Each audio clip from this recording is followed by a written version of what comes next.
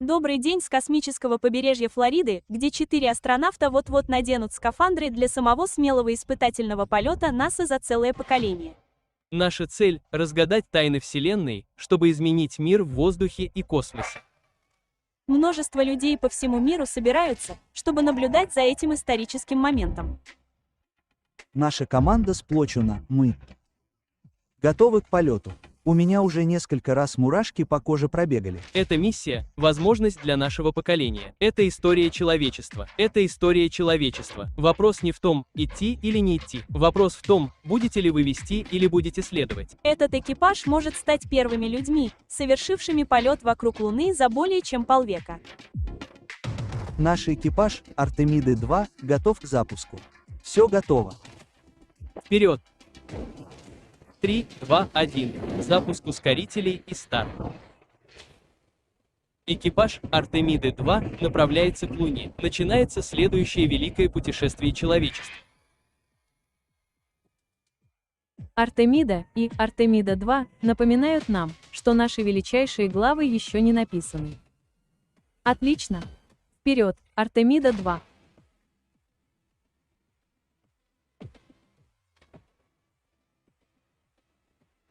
Восклицательный знак.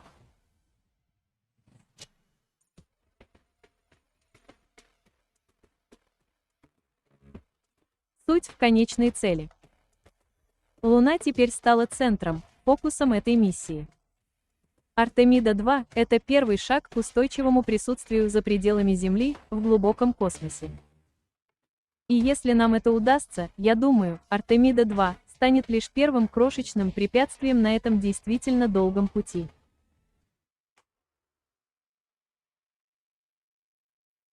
А на вашем экране Земля в центре экрана, снятая с космического корабля «Орион». Опять же, камера, установленная на борту солнечной батареи корабля, смотрит на всех нас.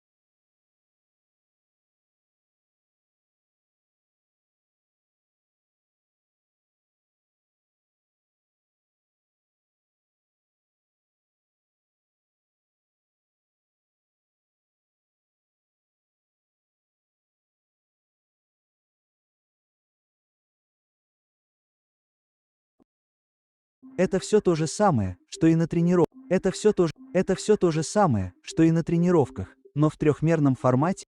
Это все то же самое, что и на тренировках, но в трехмерном формате, и это просто невероятно. Это потрясающе. Кэти Мунджой. Определенно, весь бассейн восточного обезьяньего падания виден без проблем. Это так здорово. Мы выглядим так, будто улыбаемся вам, как маленький котенок-чешуй.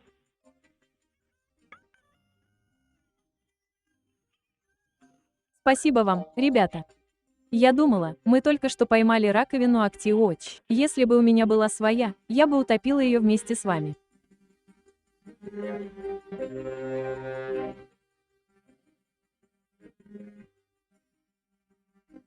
Срочные новости. В данный момент вы можете использовать туалет для любых целей. И экипаж ликует. Спасибо.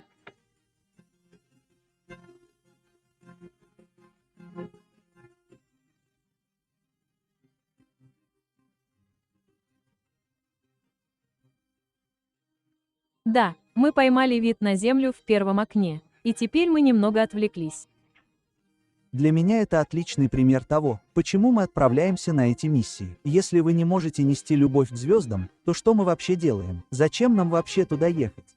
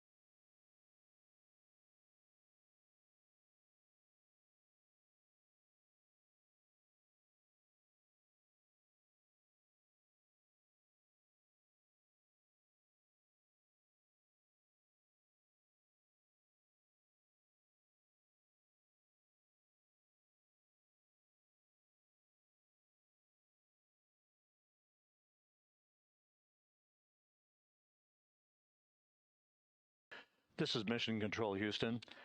Once again, a great view of Earth from integrity from one of the solar array wing cameras.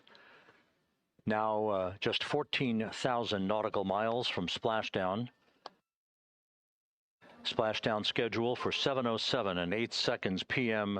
Central Time, 5:07 and 8 seconds p.m. Pacific Time. At a point to the southwest of San Diego in the Pacific Ocean, where the USS John Murtha is on station and where recovery team assets are being deployed to the predicted splashdown site to complete the mission of Integrity's astronauts and their lunar flyby. With the Earth growing larger in the field of view, the next major milestone, just 1 hour and 13 minutes from now, will be the separation of the crew module from the European service module. Houston copies. The separation of the crew module will set the stage just 3.5 minutes later. Go ahead.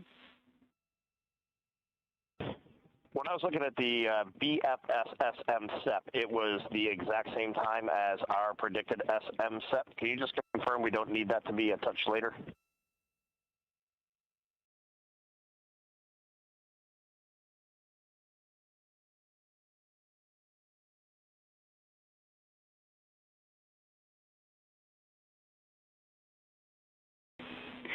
And Reid, matching is expected. That's when the sequence will begin for that whole SEP config. Outstanding. Thank you for the verification. Here in Mission Control in the Artemis Flight Control Room, Capcom Jackie Mahaffey confirming some of the timeline activities with Commander Reid Wiseman aboard the vehicle.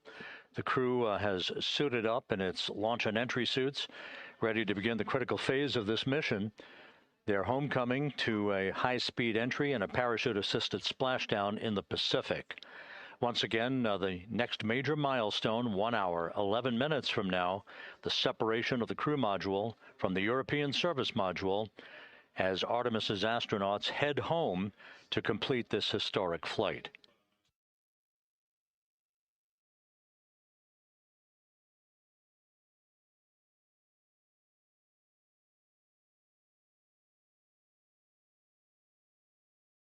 И всем привет, ё-моё, туп. Так, не успели начать, опять уже все сдохло.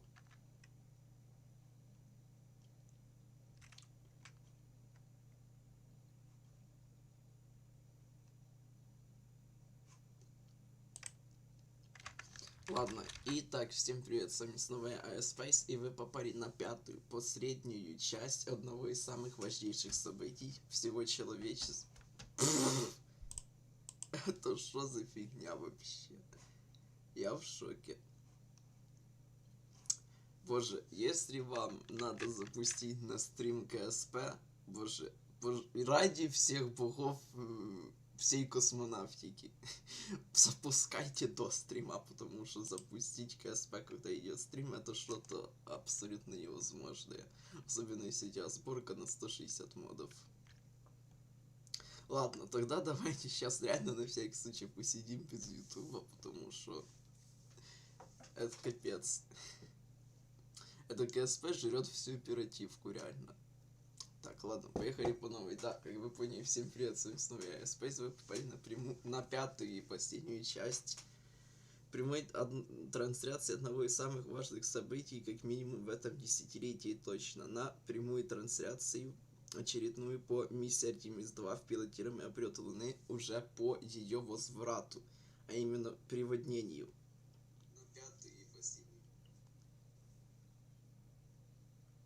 Собственно, в описании есть ссылки как и на стрим запуска, так и на стрим трансунной инъекции и стрим самого большого удаления человека от Земли в истории человечества.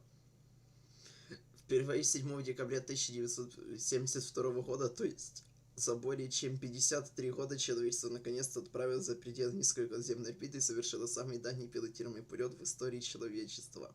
4 члена экипажа: командир Reid Wiseman от НАСА, для которого это был второй полет. Также пилот Виктор Гровел, НАСА, второй полет. Специалист миссии Christina Koch, НАСА, второй полет. И специалист миссии Jeremy Hansen от Канадского Космического Агентства, для которого это был первый полет, отправив 10-дневный полет в сторону Луны 1 апреля в 22:35 по EDC. Также это был второй запуск ракеты NASA Space Launch System, сверхтяжелой ракеты. Первый же запуск СЛС состоялся 16 ноября 2022 года и отправил беспилотный корабль Орион к Луне. В этой же миссии корабль Орион совершил первый пилотируемый полет. Первый же полет корабля Орион совершил даже не на ракете СЛС, а на ракете ULA Delta 4 Heavy еще 5 декабря 2014 года для тестов корабля на околоземной орбите. В рамках миссии Artemis-2 4 астронавты отправились в первый пилотируемый капсулу Орион по траектории свободного возвращения на Луну на 10-дневный космический полет. Кристина Коуч стала первой женщиной, побывавшей за пределами Низкой Околоземной Орбиты, а Джереми Хансен первым американцем, достигшим этого рубежа. Капсула Орион, использовавшаяся в этой миссии CM-003, получила название Integrity от астронавтов Artemis-2 из-за испарения водорода вследствие увеличения времени пребывания на Низкой Околоземной Орбите практически до суток по сравнению с Artemis-1. В миссии использовалась многократная танцевальная инъекция MTLI или многократные маневры для выхода на орбиту. Часть по включению двигателя была выполнена второй ступень ракеты NASA Space Launch System ICPS, а полная работа европейским сервисным модулем ESM на следующей орбите. Маневр зажигания двигателя служебного модуля корабля Орион для трансунной инъекции состоялся 2 апреля в 23:49 по EDC, продлился 5 минут 45 секунд, выдав импульс 388 метров в секунду, отправив корабль на траекторию отлета к Луне. Затем 6 апреля в 23:02 по EDC произошло самое близкое сближение с Луной в этом полете на расстоянии до 6543 км. Через 3 минуты экипаж миссии Artemis-2 стал людьми, побывавшими на самом большом расстоянии от Земли. Миссия Artemis-2 достигла самого большого ударения от Земли на расстоянии в примерно 406 773 километра, что на 6601 километр больше, чем во время миссии Аполло-13 еще в 1970 году. И теперь, 10-11 апреля, корабль Орион с 4 членами экипажа наконец-то возвращается на Землю после более чем 9-дневного полета. Собственно, в 20:50 по UTC 10 апреля началась проверка контрольного списка, включая надевание защитных скафандров. Далее, в 23:33 по UTC у нас начинается отделение служебного модуля корабля Орион на высоте примерно 122 километра. Затем, через 4 минуты, произойдет поощрение коррекции траектории входа в атмосферу двигателями, расположенными на самой капсуле. Затем, в 23:53 по UTC, начало входа в атмосферу на скорости около... Понятно. Это капец какой-то. Так вот, начало входа в атмосферу на скорости около 28 тысяч кил... Боже, что я несу? Так вот, да, начало входа в атмосферу на скорости около 38 тысяч км в час при максимальной температуре около 2800 градусов, а также начало потери связи из-за плазмы. Далее, в 00:03 по UTC 11 апреля на высоте около 10 км будет сброс головного обтекателя капсулы. Затем на высоте примерно 7,5 км выпуск тормозных парашютов. Через 1 минуту 19 секунд на высоте 2,9 км открытие остальных парашютов. И 11 апреля в 00:07 по EDC корабль Орион приводнится в Тихом океане, завершая миссию Artemis-2 продолжительностью 9 дней, 1 час и 32 минуты после запуска. Также не будет побит рекорд по скорости максимального входа в атмосферу для пилотируемого космического аппарата, установленный миссией Аполлон-10. Во время Аполлон-10 вход пилотируемого модуля в атмосферу скорость входа составила 39 600 км в час.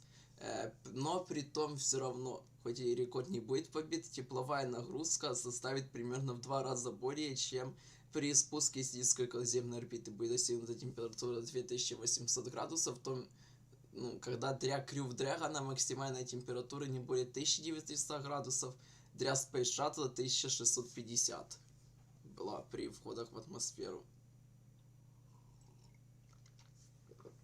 Не знаю, сколько уж на Старшипе, но, кстати, там, мне кажется, много. Притом, Starship является единственным космическим кораблем, который из-за своих огромнейших размеров не закрывается полностью плазму и может поддерживать связь с внешним миром во время полностью во время всего входа в атмосферу. Так причем еще и передавать кадры в очень высоком качестве.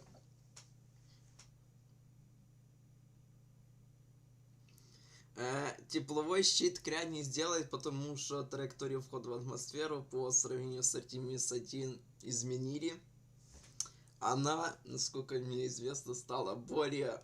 Ну, с одной стороны, да, она стала, наоборот, более жесткой, но при том скорость максимальных нагревов очень сильно уменьшена по сравнению с Artemis-1, и, ну, думаю, должно помочь.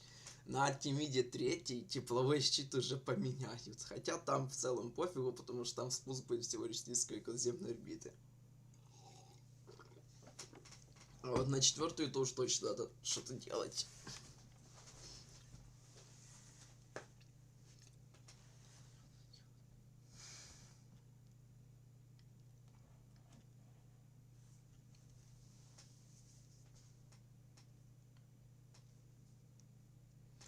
Собственно, прочитаем также сейчас все обновление Artemis-2, что там вообще происходило от момента посещения прямой трансляции. Кстати, сегодня, как сказать сейчас, по-моему, ровно 56 лет с момента запуска Аполлона 13-го, да.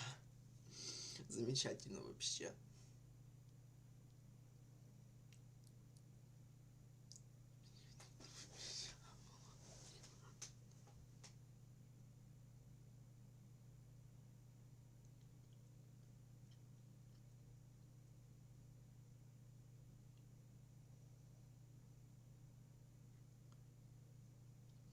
Ну вот, из обновления от 7 апреля в, получается, 3:46 ночи по UTC. Шестой день полета миссии Artemis-2. Экипаж завершил исторический облет Луны. Миссия Artemis-2 завершила исторический 7-часовой полет мимо Луны, знаменовав первое возвращение человечества на Луну со времен миссии Аполлон-17 в 1972 году и запечатлев обратную сторону Луны. После завершения периода наблюдения за Луной, экипаж Artemis-2 получил поздравления от президента Дональда Трампа в прямом эфире, который транслировался в рамках продолжающегося прямого эфира НАСА, посвященного миссии. Они также пообщались с администратором НАСА Джаредом Айзекменом и ответили на вопросы из социальных сетей.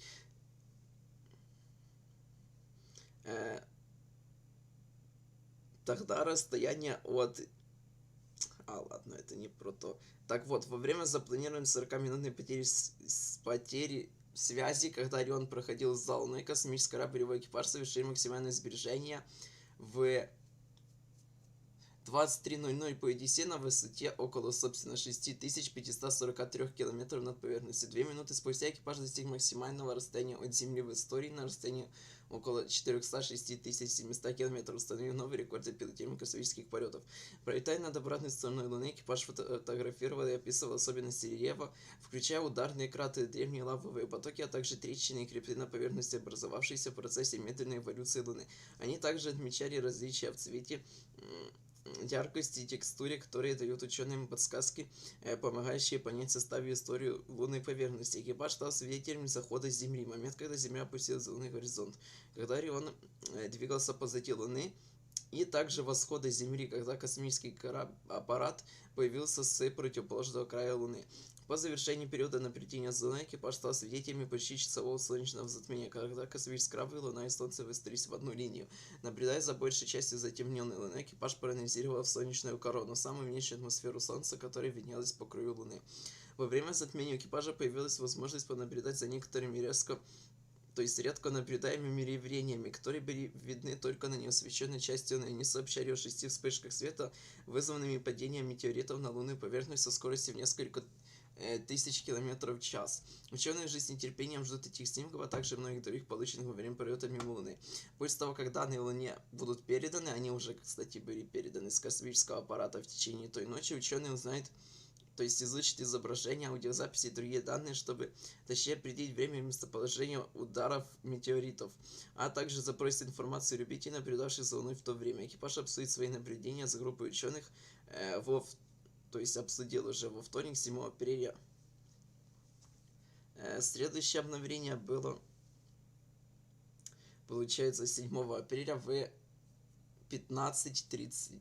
Нет, Да, в 15:37 по EDC. Седьмой день полета Artemis-2. Экипаж совершил между... Чё тут за... Обожаю эти переводы. Экипаж совершил, грубо говоря, звонок по дальней этой космической связи и начал обратный путь.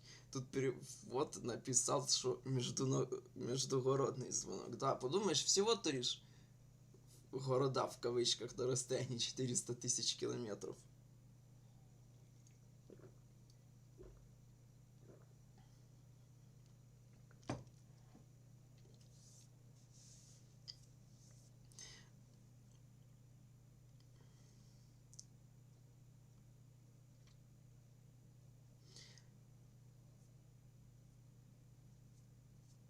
В 17:23 по UTC корабль Орион и его экипаж, астронавты НАСА Рейд Вайсман, Виктор Говард, Кристина Кох и астронавт Канадского Космического Агентства Джереми Хансен покинули лунную сферу влияния, что ознаменовало их выход из-под действия сферы лунной гравитации. Ранее во вторник в Белый дом и НАСА поделились первыми изображениями, получив во время пролета Луны. Artemis-2 связывается с экспедицией 74. Экипаж миссии Artemis-2 пообщался с астронавтами НАСА Джессикой Мэри, Джеком Хэтуэй и Крисом Миррисом, а также астронавтом Европейского космического агентства Софи Адена на борту Международной космической станции в ходе 15-минутного аудиозвонка между кораблями, который начался в 19:40, то есть в 18:40 по EDC, чтобы поделиться своим опытом участия в миссии. То есть, да, также с космического корабля Орион был и, в кавычках, так называемый звонок, то есть сеанс связи на Международную космическую станцию.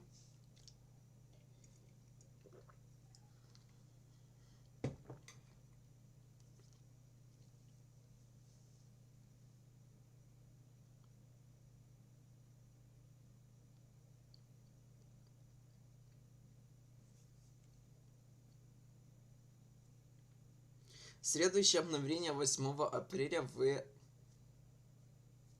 1:54 ночи по ETC. Седьмой день полета Artemis-2 завершен. Первый корректирующий маневр возвращения.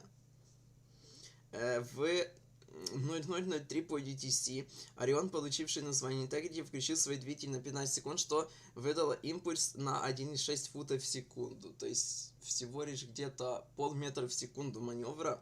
И направил экипаж миссии Artemis-2 к Земле. Астронавт НАСА Кристина Кох и астронавт Канадского Космического Агентства Джереми Хансен провели процедуры и отслеживали конфигурацию космического корабля и навигационные данные. В ходе тогдашнего брифинга о состоянии миссии правители НАСА поделились первыми изображениями, также полученными от экипажа во время полета мимо Луны. Подтвердили, что авианосец USS Джохан П. Муртха покинул порт и направляется к пути в место поиска и спасения в Тихом океане.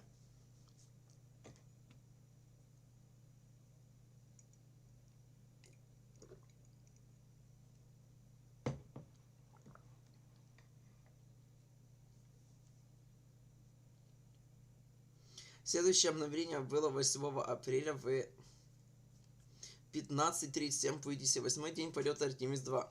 Экипаж проводил ключевые испытания перед возвращением на Землю.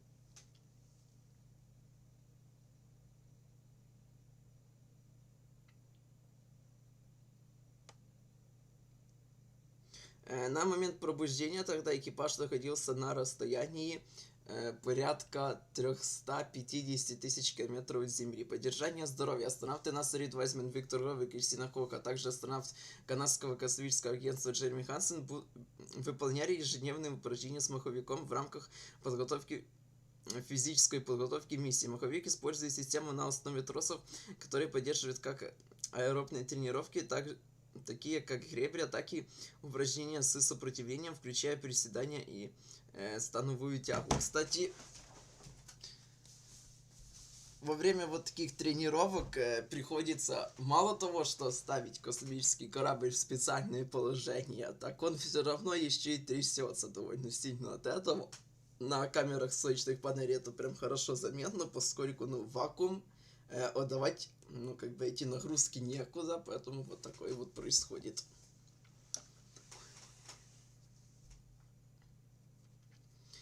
Также тестирование одежды на ортостатическую непереносимость. Все 4 члена экипажа по очереди тестировали и оценили защитный костюм от ортостатической непереносимости, надеваемый под скафандр системы выживания экипажа Орион, который помогает астронавтам поддерживать артериальное давление и кровоснабжение во время возвращения в земную гравитацию. После длительного пребывания в условиях микрогравитации у некоторых астронавтов развивается ортостатическая непереносимость, состояние, при котором может быть трудно стоять прямо, без головокружения или обморока. Костюм обеспечивает компрессию нижней части тела, чтобы противодействовать этому эффекту и обеспечить безопасное возвращение.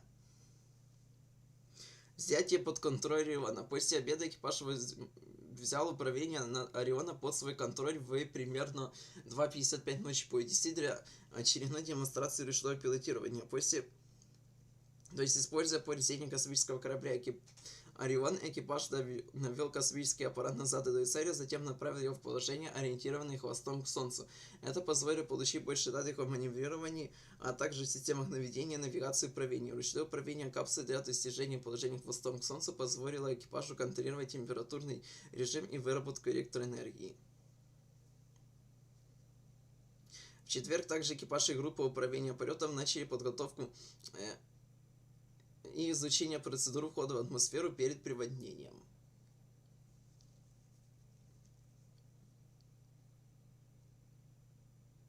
Следующее обновление было от 9 апреля в 15:47 по EDC. 9-й день миссии Artemis-2. Экипаж готовится вернуться домой.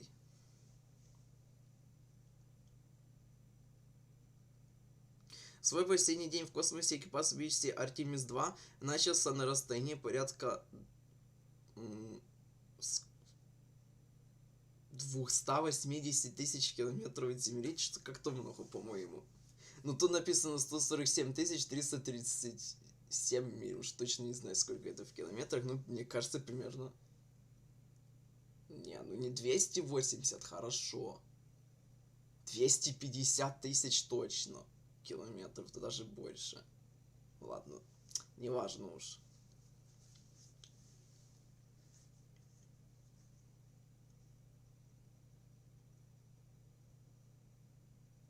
Хотя тут что-то ничего интересного.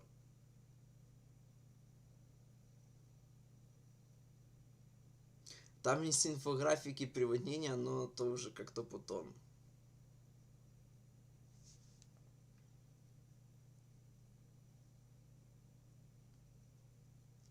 Ладно, это на потом пока оставим.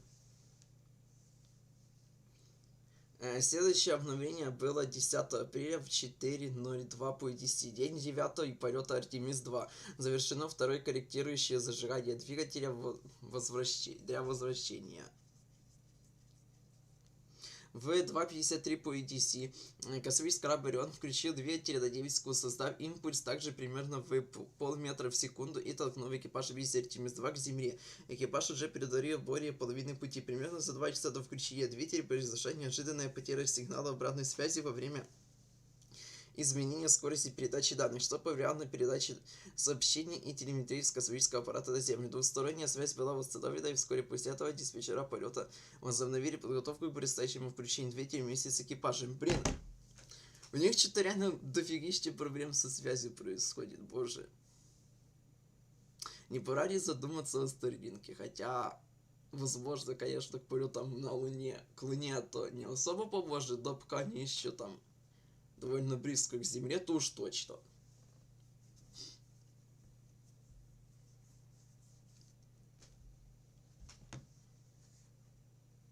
Типа на Artemis-3 они же вообще дальше Низкой Околоземной Орбиты вылетать не будут, но как бы Starlink там вполне можно будет использовать. Хотя, боже ж, кому мы рассказываем про это Starlink, чтобы нас со Starlink себе поставили, это я не знаю, что должно произойти. Учитывая, насколько они медленно все внедряют. Они все захотят Starlink поставить, сначала нужно будет там, не знаю, миллион всяких там проверок пройти ему, еще там чего-то, и пофиг, что он, ну, как бы, на Драгоне используется нормально.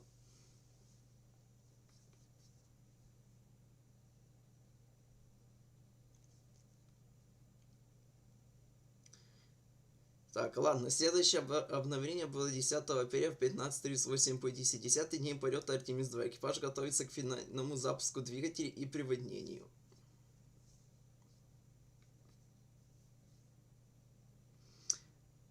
Тогда на момент пробуждения экипажа расстояние до Земли было порядка 100 тысяч километров.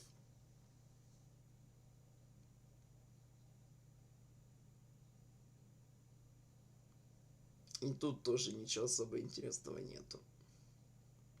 Следующее обновление было 10 апреля от 19:16 по 10 день полета Artemis-2. Экипаж завершил финальное включение двигателей маневра возвращения перед приводнением.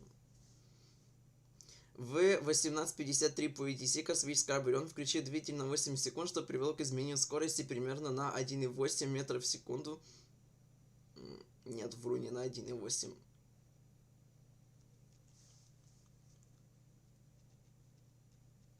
Примерно на 1,3 метра в секунду. И направил Artemis-2 к Земле.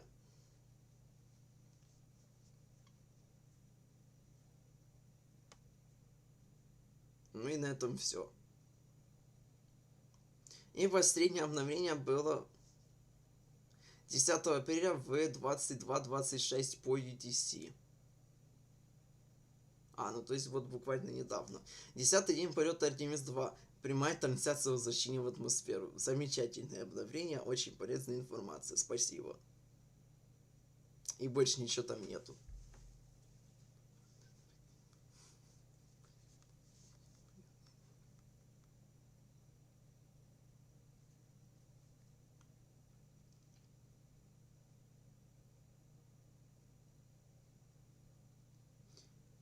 Тем временем на данный момент, то есть минуту назад, получается, высота над Землей составляет около 20 тысяч километров, скорость над Землей 5308 метров в секунду. Экипаж сейчас видит Северную и Южную Америку. Задержка связи с кораблем 9 миллисекунд.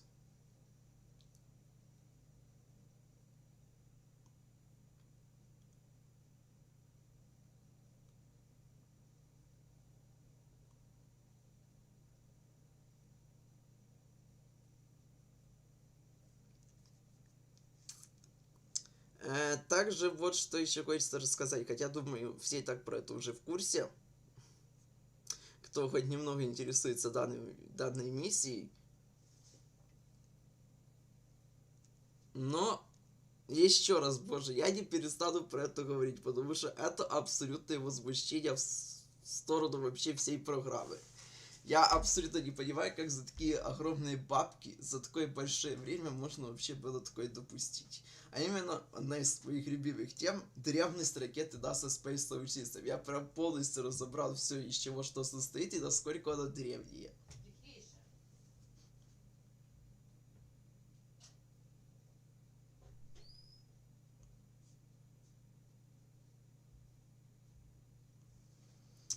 Так вот, стартовый стол Mobile Launcher Platform 1 был построен в 2009 году под тогда еще ракету RS-1, которую в итоге вообще списали, стол переделали под Space Launch System. То есть в момент первого пуска СЛС стартовой площадки было уже 13 лет. Далее, сама ракета, она включает в себя два 5-сегментных твердотопливных ускорителя, которые изначально были 4-сегментными, используясь во всех миссиях Space Shuttle, начиная с 1981 года. Далее, в 1990-х их уже хотели заменить на 5-сегментные, но не заменили. Да, в итоге первый полет 5-сегментных ускорителей совершил в 2009 году в качестве первой ступени RS-1X. Теперь будет летать во всех запусках Space Launch System. То есть на момент первого запуска СЛС в 2022 году технологиям этим ускорителям было уже более 41 года. Притом в миссии Artemis-2 сегменты одного ускорителя совершили полет в 61 миссии шаттла, а второй в 59 полетах, начиная с миссии STS-5 1982 года. То есть ракета буквально состояла из частей, которым на момент запуска было уже 44 года.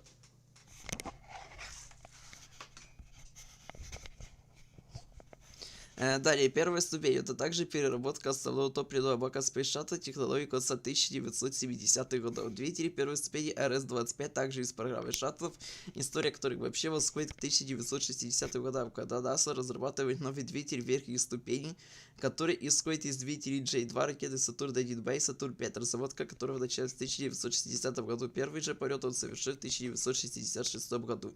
В итоге был разработан двигатель HG3, и он уже лег в основу RS-25. При том миссия Artemis-2 решит двигатель RS-25, а именно Е-2062 новый. А двигатель Е-2061 летал в STS-130 и STS-134, двигатель Е-2059 летал в STS-123, 124, 127 и 131. Двигатель Е-2047 летал в 14 аж полетах Space Shuttle и был построен где-то в 1990-х годах. То есть опять на ракете двигатель, который уже порядка 30 лет на момент запуска.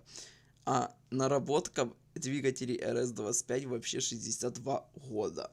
На момент первого запуска СЛС уже было. Ну, спасибо, что как межступенчатый отсек первой и второй ступени новый, наверное. Ну, как минимум, оно ни на что не похожее. Вы представляете, аж целый структурный сегмент, ну, вот этот, для разделения ступеней смогли сделать. Вторая ступень ракеты СС это также абсолютно старая вторая ступень Internicom Cryogenic Propulsion Stage ракеты Delta 4 Medium версии плюс 5.2, 5.4 и версии Heavy, которая совершила первый полет в 2004 году, которая также исходит из 4-метровой ступени Delta Cryogenic Stage, которая летала Delta 3, Delta 4 Medium, начиная с 1998 года. В свою очередь, эта ступень является модификацией второй ступени вообще японской ракеты H2, летающей с 1994 года. Я вообще в шоке, то что вторые ступени Delta 3, Delta 4 Medium, это оказывается модификации вообще японской ракеты. Двигатель второй ступени RL-10B2, либо же RL-10C2, который еще древнее самой ступени. Базовый RL-10 вообще был первым жидководородным ракетным двигателем, созданным в Соединенных Штатах. Его разработка началась в 1950-х годах. Первое испытание этого двигателя было в 1959 году, а первый запуск в 1962, то есть тут вообще СЛС использует наработки примерно 65-летней давности. Сам же L10B2 летающий с 1998 года, то есть с момента первого запуска СЛС его уже было порядка 24 лет. Сам космический корабль Орион. Сама пилотируемая капсула, да, новая, но ее разработка началась еще в 2006 году, и на момент первого запуска на ракете Delta 4 Heavy ей было 8 лет. Но тут в целом норм, как бы, сама капсула, да, наверное, реально единственная такая новая вещь, но она уже стала древней, но тут в первую очередь проблема все-таки с разработкой самой ракеты, а не с капсулой уже.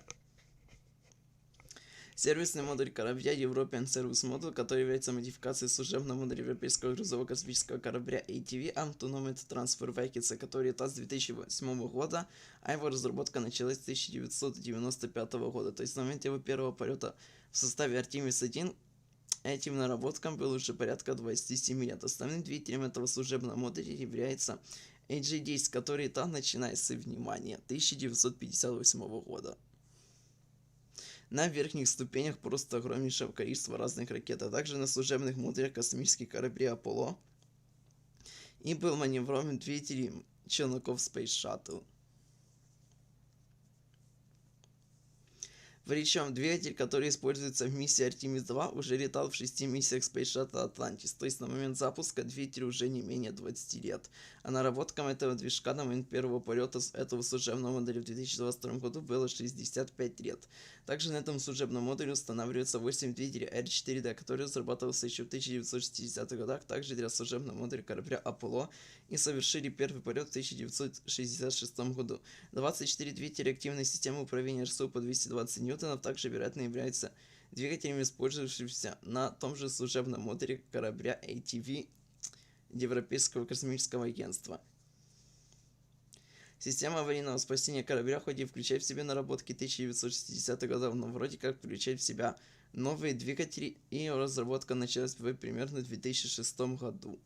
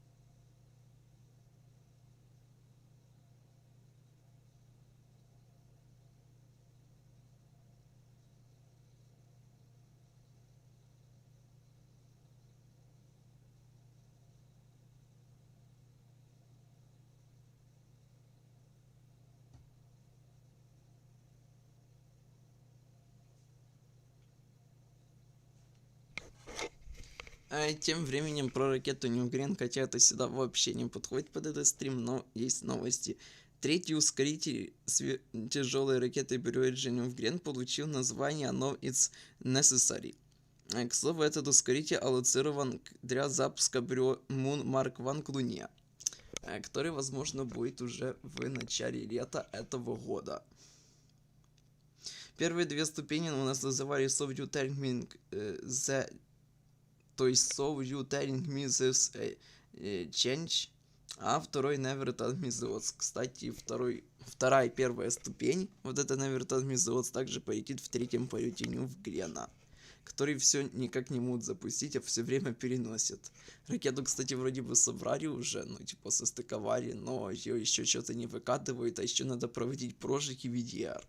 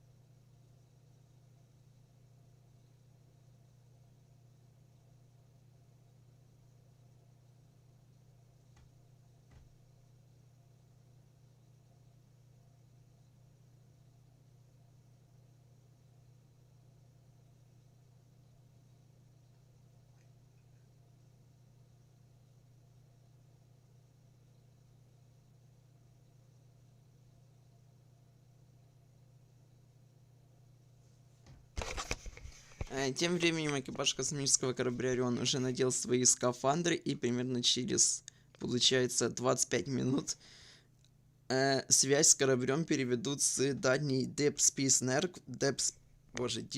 Network, дальней космической связи, на ретрансляторы TDRS, которые десятки лет используются для пилотируемых миссий, да и не только.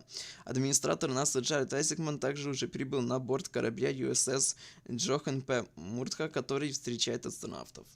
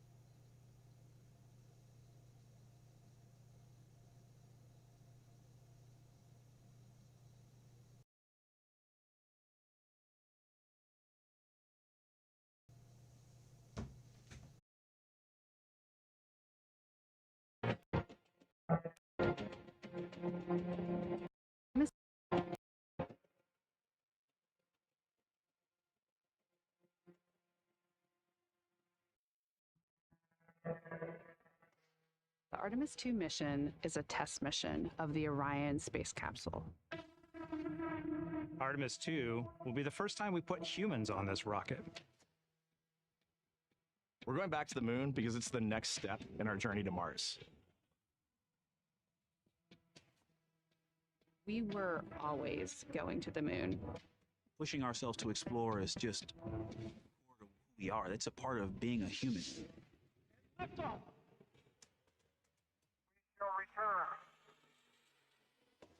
Continuing to test out every bit of Orion. Coming back to Earth, 7 miles a second. When humanity sets big goals, we can bring together genius from around the world. You have the best people on planet Earth putting this vehicle together. To innovate for the benefit of humanity and to inspire the world through discovery.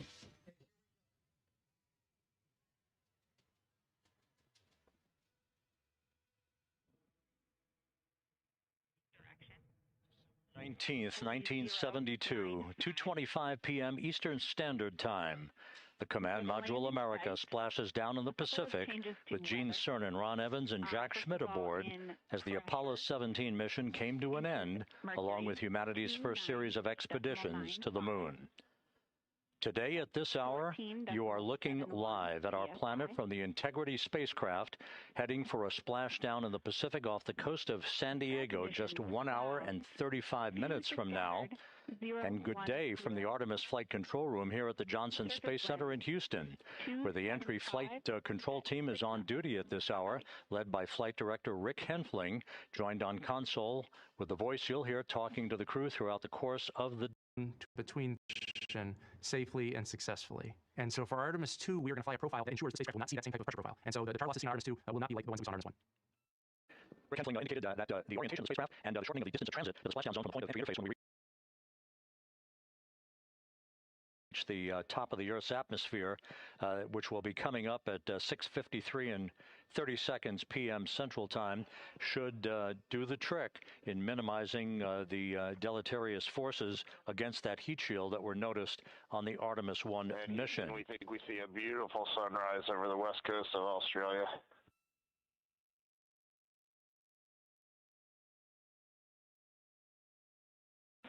We copy. Commander Reid Wiseman reveling in his final hour in space on this mission as Integrity is passing over the southwest coast of Australia now at an altitude of some 7,600 nautical miles. That will begin the southwest and northeasterly transit across the Pacific Ocean. Let's talk a little bit more about some of the highlights and some of the numbers associated with the points of interest here. We are 27 and a half minutes away from crew module, service module separation. That will be followed about 3.5 minutes later by the raised burn that we've discussed, a 19-second burn of Integrity's thrusters to fine-tune its angle of attack as it enters the Earth's atmosphere. Entry interface is scheduled 47 and a half minutes from now. That's the point at which we will reach the top of the Earth's atmosphere, traveling about 34,882 feet per second at an altitude of 400,000 feet. Just 24 seconds after entry interface, we will begin a blackout period of 6 minutes in duration at 6:53 and 54 seconds p.m. Central Time. Now, right about 10 seconds after the blackout period begins, we are expected to reach peak speed, which would be 24,661 miles an hour. That'll be about 103 miles an hour short of the velocity record set by the Apollo 10 astronauts, Tom Stafford, Gene Cernan, and John Young, when they returned from the moon on the Apollo 10 mission in 1969. That blackout period is expected to last 6 minutes in duration. At 6:54 and 52 seconds p.m. Central Time, we'll reach our peak heating period of about 4,000 to 5,000 degrees while we're in a communications blackout from Integrity and its astronauts. That blackout should end at 6:59 and 55 seconds p.m. Central Time, at which point we expect to regain communications with the crew. Capcom Jackie Mahaffey here in the flight control room will be talking to the crew, calling them, and we'll await a response from the crew as they come out of that blackout period. And at that point, their altitude will be just 157,000 feet above the Earth, traveling at 13,000 feet per second with a range to splashdown of just 147 nautical miles.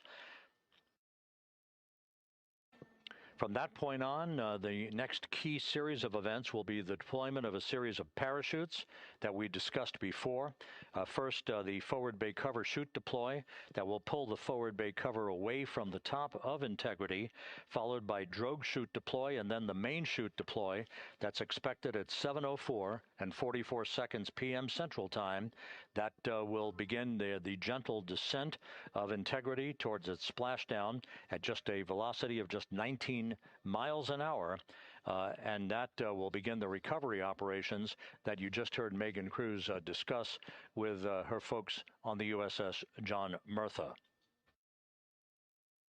All of Integrity's systems in great shape. The crew is suited up.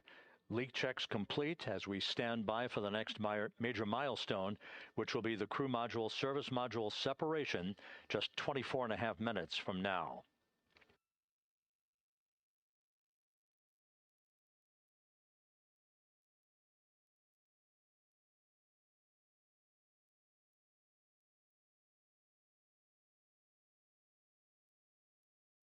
All of the activities from the start of entry interface to the point of splashdown will be quite rapid fire, just 13.5 minutes from the point at which we begin descent into the Earth's atmosphere till splashdown. And just to show you, as Rick Shearing, the flight surgeon, alluded to in his interview with Megan Cruz, all of this happens to decelerate the vehicle from traveling around Mach 33 to just 19 miles an hour at splashdown. 13.5 minutes. But the vehicle and the parachutes are all designed to support all of that, so we'll be standing by to report all that to you in sequential fashion as these milestones are ticked off and as we hear from the crew during its entry back into the Earth's atmosphere and ultimately when they emerge from the blackout period, and at that point we'll be just minutes away from splashdown.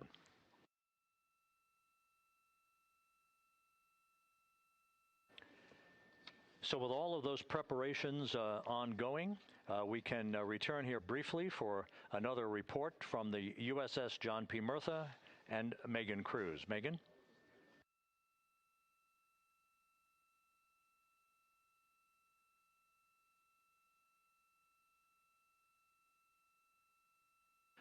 And we'll regain that communication with the USS John P. Murtha just momentarily. In the meantime, everything is on track aboard Integrity, the flight control team here in Houston, led by Entry Flight Director Rick Henfling. The voice you will hear talking to the crew is that of Jackie Mahaffey. She will be reporting everything to the crew and receiving their reports as they enter the Earth's atmosphere for their 13.5-minute plunge back into the atmosphere for splashdown off the coast of San Diego. Now we have the ship back with us and Megan Cruz aboard the USS John P. Murtha. Megan? 11 balloon, right?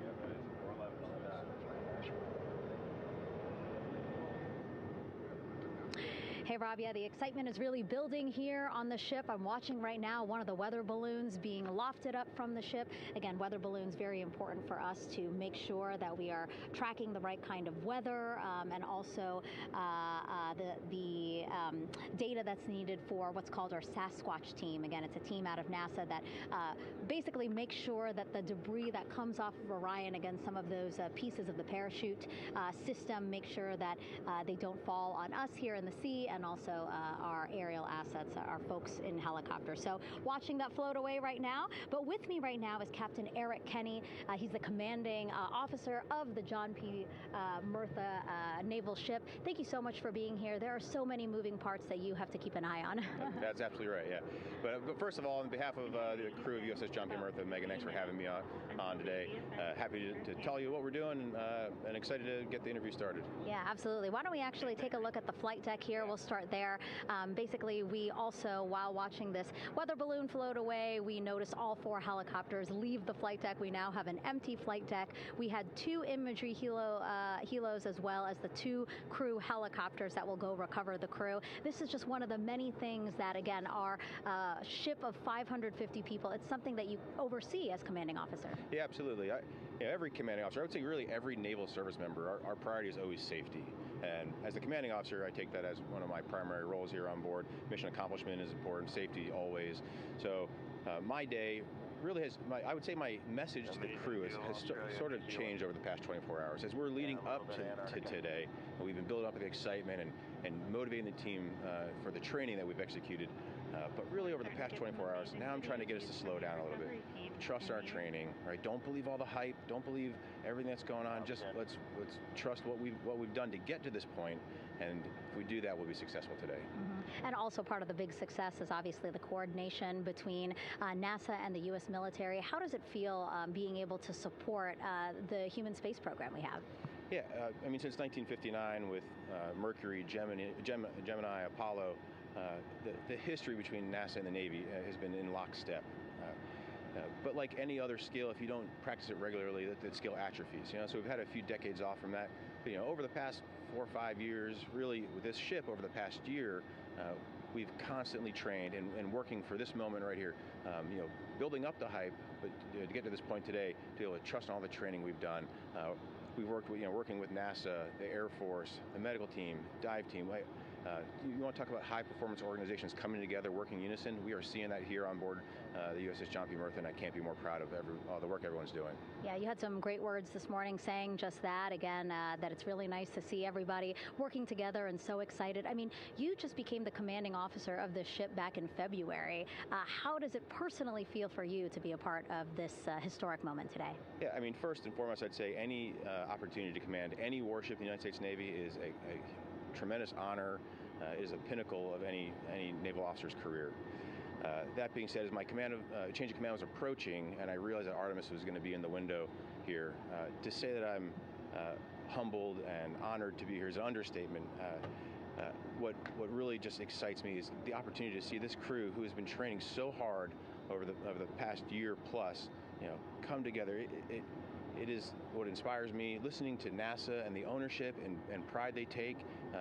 They make my crew better. I think we're making NASA better together. That synergy is something that I'm happy to see and hopefully take forward with me in my career. Yeah, it's all about partnerships. We couldn't do it without you, and we couldn't have gotten to the moon without our international partners as well. So thank you so much, Captain. It was really great to have you here today. Thanks, Megan. Awesome. All right, Rob, back to you. Thank you, Megan. Back here in Mission Control in Houston. We just had a quick view of the crew. We'll get that view back, and there they are again. Here in Mission Control, the entry team of flight controllers led by Rick Henfling and Jackie Mahaffey serving as the spacecraft communicator. We have just handed over communications links from the Deep Space Network that we communicated with the crew through from the time of the translunar injection burn back on April 2nd. We've just handed back to the Tracking and Data Relay satellite system as we prepare for the crew module service module separation that will take place just 17 minutes from now. With the Earth looming in front of Integrity as it barrels back for a splashdown of the Pacific just 50 minutes from now, separation. We're just 5,700 nautical miles from splashdown. Just one other quick note about the comparison from the Artemis 1 entry profile to the Artemis 2 entry profile and how that is serving as an extra layer of protection for Integrity's heat shield. The Artemis 1 entry had an entry range of some 3,178 nautical miles, a very long downtrack, and a very longer period of exposure to heat loads than we're experiencing tonight. It also had that skip entry profile that we discussed earlier, dipping into the Earth's atmosphere, then back out, then back in.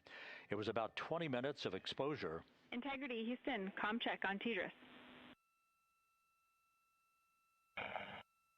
Jackie, we have it loud and clear on TDRS.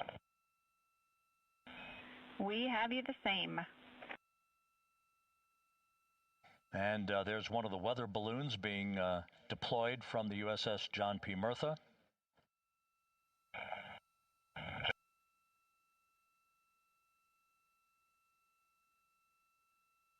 So the Artemis 1 entry had the vehicle... Any update on GPS? We haven't seen it track in yet.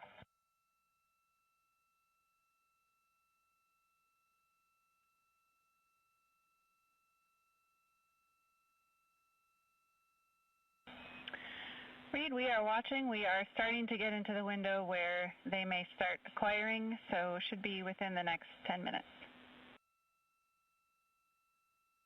Okay, sounds good. We're holding at step 17 and getting ready for CM-RCS hot fire.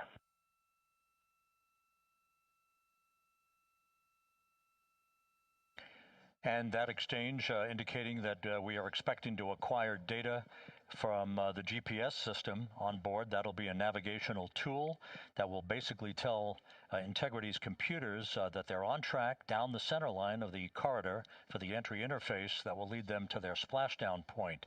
Once again, the Artemis-1 entry exposed the heat shield for about 20 minutes of peak heating. For Artemis-2, we're going to reach a downtrack distance of 1,701 nautical miles from the point of entry interface with just 14 minutes of duration, and it's basically a different angle of attack, a little bit steeper angle of attack that will protect the heat shield from excessive heat loads. So that is the difference between Artemis-1 and Artemis-2, all designed into this mission to gather data, to protect the heat shield, since the Artemis-3 mission and beyond will have a different designed heat shield that will allow that skip entry type of profile to be resumed for all of the future missions coming back from the south pole of the moon when we initiate lunar landings. So we've handed over to the tracking and data relay satellite system. That's where we'll have communications for the rest of the flight. Just to give you some time hacks here, we're 13.5 minutes away from crew module, service module separation, and just 17 minutes away from the raise burn, that 19-second firing of the thrusters that will basically be the final fine-tuning of the angle of attack for Integrity as it enters the Earth's atmosphere.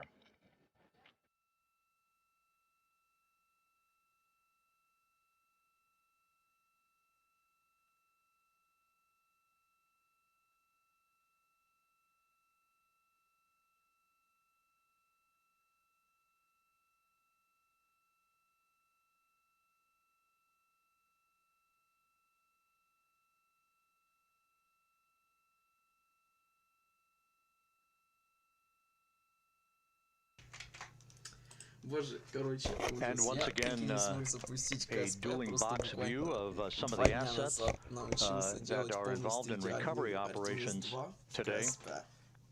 Но на этом стриме, походу, не судьба. Ладно, в любом случае будет еще когда-то через полгода, наверное, с моими успехами стрима обсуждения, то тогда уже That confirmation from Reid Wiseman aboard Integrity, as you see the assets being deployed to the splashdown zone. At the time of splashdown, we expect the John P. Murtha to be about 5 miles away from Integrity, keeping a safe distance until we are sure that the vehicle is in the water and upright, and that it is in a good configuration system-wide for the recovery teams to begin to approach the vehicle to erect that inflatable raft. 2 minutes to CM RCS warm-up hot fire. И через 4 минуты, собственно, начнется... ну ладно. И, собственно, через ближайшее время... That call from spacecraft communicator Jackie Mahaffey indicating that we're 2 minutes away from a quick burst of the reaction control system. Thrusters, that will be a hot fire test prior to the separation of the crew module from the service module. The European service module has performed flawlessly throughout this flight. Everything, all the burns that had been prescribed for that service module have been executed on time and without a problem. There is the European flight control room that has overseen the manufacturing, the design of the European service module. They deserve quite a bit of credit on this mission for not only propelling the Integrity and its astronauts toward the moon, but also conducting the fine-tuning of its trajectory to bring it to this point where we are dead spot on down the middle of the corridor trajectory-wise to bring Integrity down for its splashdown in the Pacific just 44 minutes from now. Вокруг Земли затормозить, типа входить в атмосферу не за один вход. Так, боже, по-моему, в миссии Artemis 1 как раз таки вход в атмосферу был за 2 раза.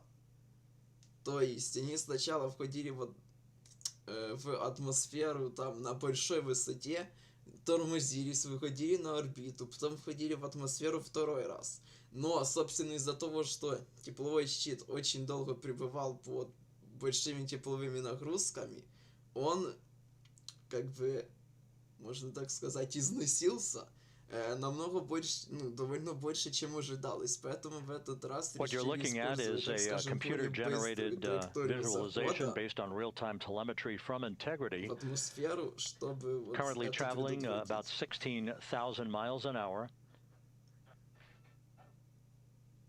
Да, вот именно так, да.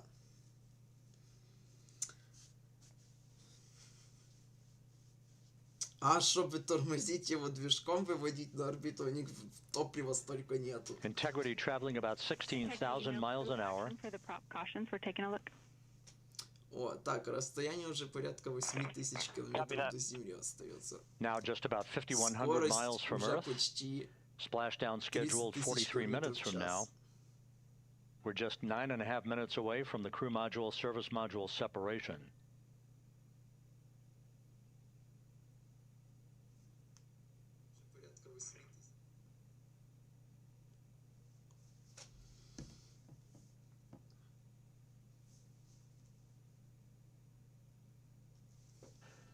We are confirming. Integrity, we are assessing details, but so far looks like a good hot fire. Looks good on board, Jackie. Thank you. And Jackie Mahaffey took the words out of my mouth. I was just about to say that we had a good hot fire test of the thrusters in advance of the crew module service module separation that's coming up just 8.5 minutes from now. This will begin the period in which we will have rapid-fire succession of critical activities on board that will lead to entry interface just 28 minutes from now, where the vehicle will enter the Earth's atmosphere at an altitude of 400,000 feet. The time of entry interface, 6:53 and 30 seconds p.m. Central Time.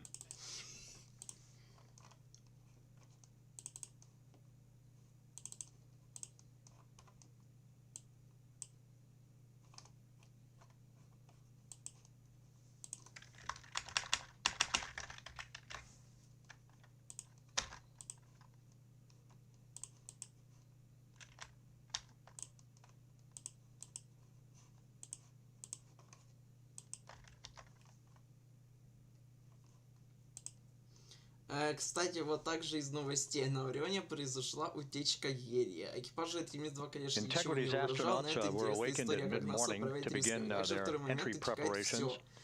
Вопрос, насколько быстро. Propulsion officer now reports a good hot fire test in preparation for the crew module service module separation. Числа. Вот 10-го. Получается, от 9 числа экипаж корабля без особого восторга участвует в тестах для сбора данных о утечке гелия на линии для подачи давления в бак с жидким киселем, смеси оксидов азота, он же MOH. В европейском сервисном модуле уровень утечки кратно вырос после почти 6-минутного импульса к трансунной линии, того самого на второй день миссии, но находится в рамках допустимых рисков. Речь идет именно о серии компонент для подачи гелия в бак с окислителем, а не самой топливной системе. При этом из-за пониженного давления эффективность GPS discussion indicating that we will be acquiring navigational data for integrity through the global positioning system equipment on board. We just don't have it yet, but we will. All of integrity systems are in great shape to support its high-speed entry into the Earth's atmosphere. It once again will reach a peak speed of 24,661.21 miles an hour. Оптимисты в следующем году, который пройдет на подземной орбите, проблему оставят как есть, так как не является критичной для предлагаемого плана миссии. А вот Reid 4 в 2022, который уже будет с высадкой на Луну, для которой Орон придется выполнить также множество длительных импульсов, в том числе еще и для ухода с орбиты Луны к Земле. Это уже абсолютно недопустимо, поэтому за 2,5 года НАСА вместе с Airbus должно будет внести необходимые изменения и протестировать эти клапаны. Получается, что эта проблема не на том же уровне, как было с тепловым щитом. Now, following splashdown, we're going to lose that link and go to what's called a VLDR, a very low data rate communications link, so that we can talk to the crew inside Integrity as they are on the water. Integrity, confirm we do see good GPS.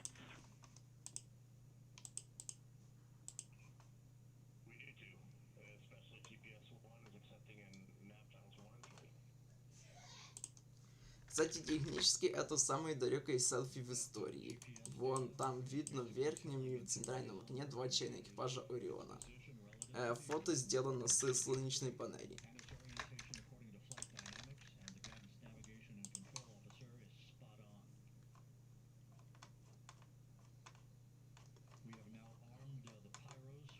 Собственно, за это время появилось абсолютно огромнейшее количество фоток с Луны, но, блин, реально, ну, красиво, но, не знаю, для меня ничего интересного в этом нету, прям.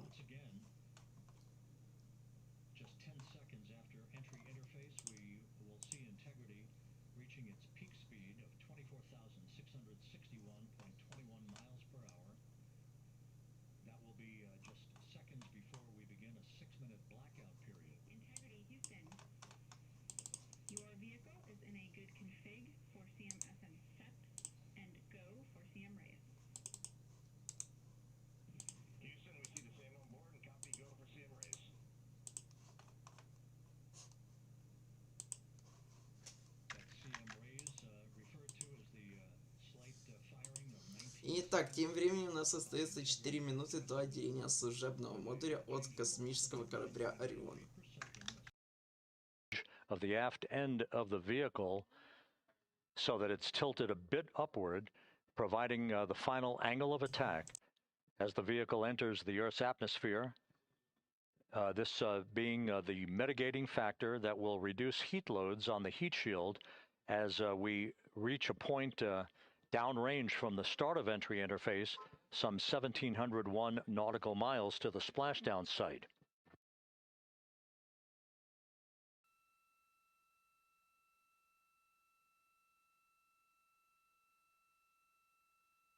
Integrity systems in excellent shape. We are currently 3,300 nautical miles left in this mission. Splashdown scheduled 36 minutes, 39 seconds from now.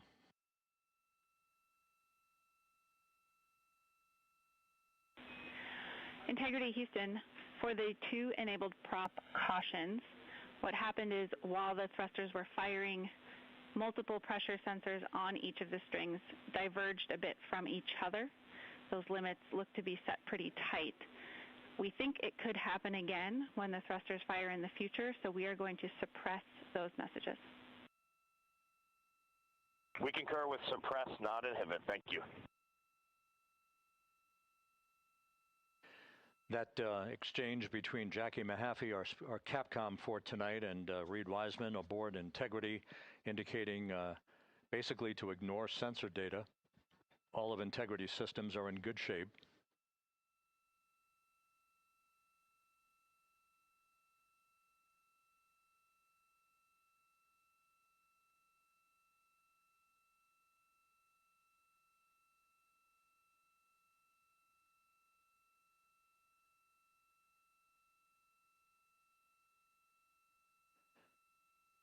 Now, coming up on about 90 seconds till the crew module, service module separation.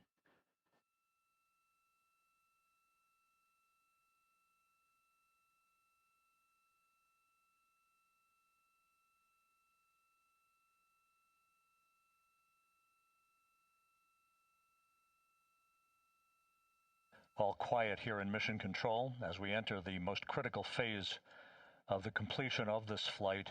All of the preparatory activities leading up to the vehicle entering the Earth's atmosphere just 21 minutes from now.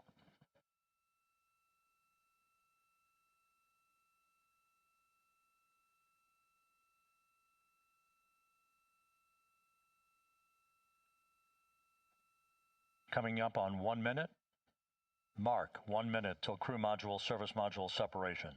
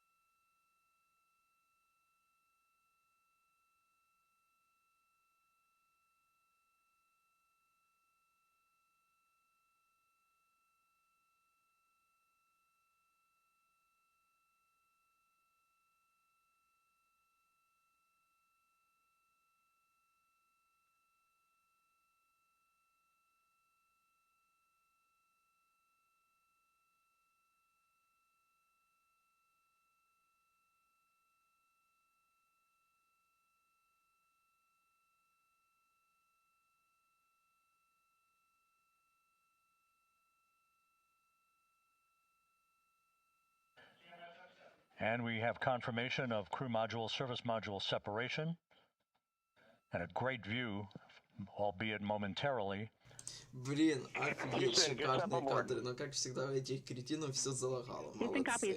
Но тем не менее, действия служебного европейского служебного модуля ИСМ отказ пилотируемого космического корабля Орион миссии Artemis-2 с пилотируемого облета Луны, и далее через 3 минуты у нас будет сейчас высота порядка 120 километров. Где-то через 3 минуты у нас будет зажигание двигателей самой капсулы Орион для последней коррекции траектории входа в атмосферу.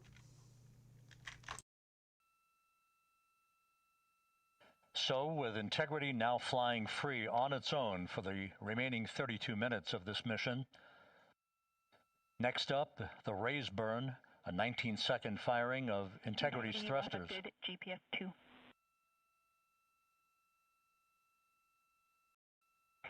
Integrity copies, good GPS 2.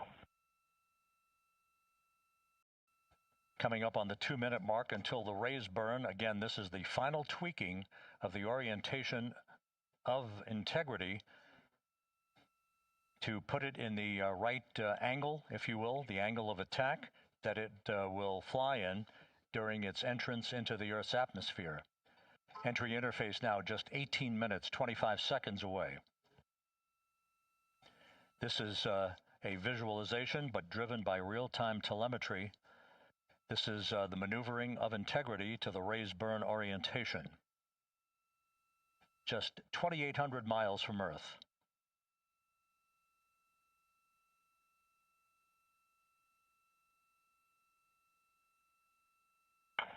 Houston, we got a great view of the European service module out the window with the sun hitting the side and the solar rays, and the NASA worm right there. It's a beautiful looking machine.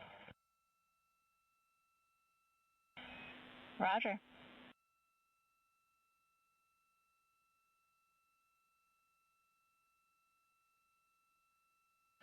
And we have completed the maneuver to the raise burn orientation, 1 minute away from the raise burn.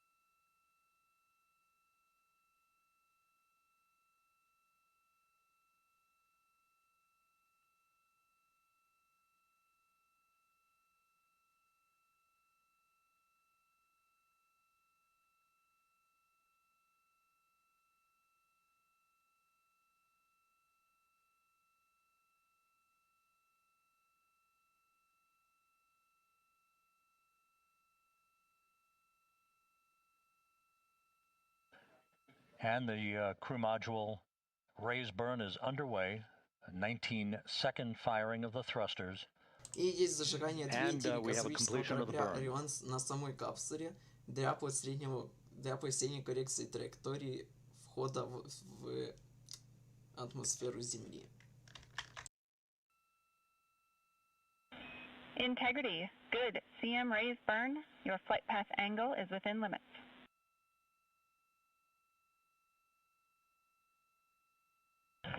Integrity copies. Looks good on board, Jackie. So the final maneuver is now complete. Our trajectory for a splashdown in the Pacific 29 minutes from now is set and will not be amended any further. And we have the right angle. И есть подтверждение успешного маневра зажигания двигателей космического корабля Орион на самой пилотируемой капсуле Орион миссии Artemis-2 с пилотируемого облета Луны для последней коррекции траектории входа в атмосферу. И далее, получается, в 23:53 по ETC, то есть через 15 минут у нас уже будет само начало входа в атмосферу на предельной скорости до 38 тысяч километров в час при максимальной температуре 2800 градусов, а также начало потери связи из-за плазмы. So for those who are watching, The series of events coming up, we will enter the first traces of Earth's atmosphere 14 minutes, 45 seconds from now. 6:53 and 30 seconds is what is pegged for entry interface at an altitude of 400,000 feet, traveling at approximately 34,800 feet per second, range to touchdown or splashdown 1,701 nautical miles. 24 seconds after entry interface, we will enter a 6-minute blackout period in which we will lose communications with the crew. This is expected due to the buildup of plasma around the vehicle. That's an ionization effect due to the collision, if you will, of the velocity of the spacecraft with the friction of the Earth's atmosphere. That 6-minute blackout is expected to begin at 6:53 and 54 seconds p.m. Central Time. During that period of time, we will reach our peak speed of 24,661 miles per hour. That comes just short, based on unofficial data from the flight dynamics officer right now, will come just short of the velocity record set by Apollo 10 of 24,791 miles per hour in 1969. We expect peak heating on the vehicle at 6:54 and 52 seconds p.m. Central Time, a minute and 22 seconds into entry interface. At that point, we will be just 204,000 feet above the Earth, traveling at 33,000 feet per second. The blackout period is expected to last 6 minutes. We expect that blackout period to end at 6:59 and 55 seconds p.m. Central Time. From the end of the blackout period until splashdown, it is just 7 minutes, at which point we'll start deploying the series of parachutes to slow integrity down to an ultimate splashdown velocity of just 19 miles an hour. We see the same, waiting for the 180 rolls.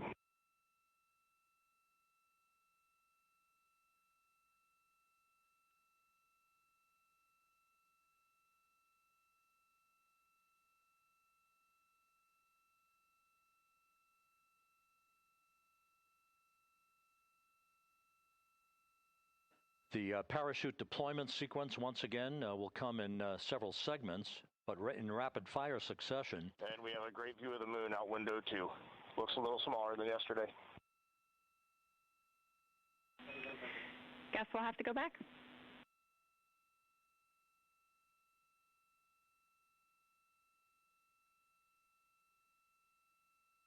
Reid Wiseman and Jackie Mahaffey exchanging discussion on a view of the moon that Integrity's astronauts are seeing in the final minutes of this mission that will be completed with splashdown just 25 minutes from now. 3 forward bay cover parachutes will be used to pull the forward bay cover off the top of the vehicle. Then 2 drogue parachutes will be deployed to slow and stabilize the crew module during its descent, followed by 3 pilot parachutes that will lift and deploy the main parachutes from the forward bay. The final sequence will have 3 main parachutes deployed. These will be 116 feet in diameter, each main parachute approximately 265 feet long when reefed. The parachutes will ultimately slow Integrity down from its peak speed of almost 33 times the speed of sound to a gentle 19 miles an hour at splashdown.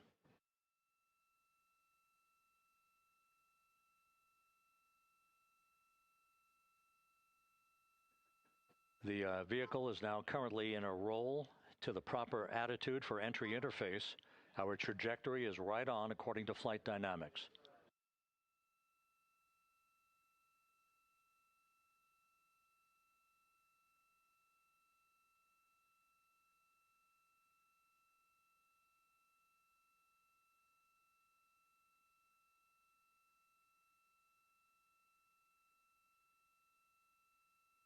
Integrity is on a trajectory from southwest and northeast across the Pacific Ocean, descending at a rate of 15,000 feet per second.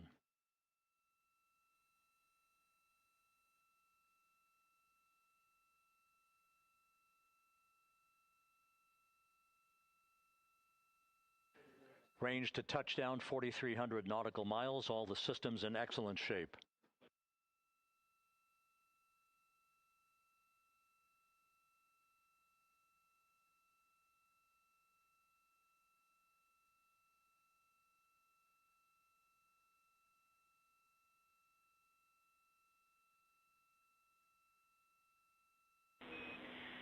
Integrity, Orion in the EI roll 180 attitude.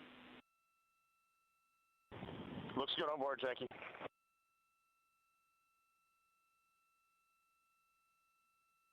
This view out of one of Integrity's windows. We had a call for 3 good barrows. Those are barometric pressure sensors. О, это, кстати, вид на окно изнутри космического корабля. То есть у нас будут такие же кадры, как были при возвращении миссии Artemis-1. На вход в атмосферу изнутри космического корабля.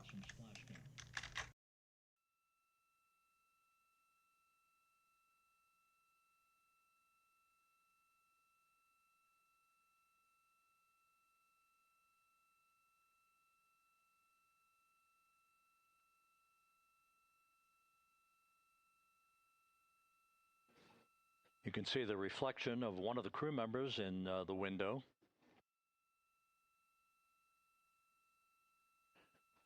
Out in the Pacific, the weather conditions remain go. Just a few clouds, some scattered clouds, winds at 10 knots, wave heights just about 4 feet. A gentle day in the Pacific for the homecoming of Integrity's astronauts.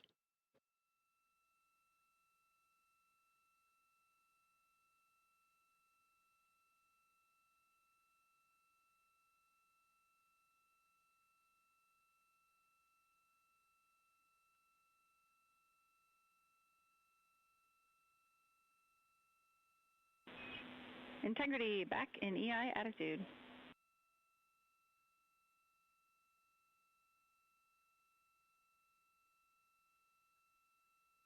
We see the same on board, Jackie.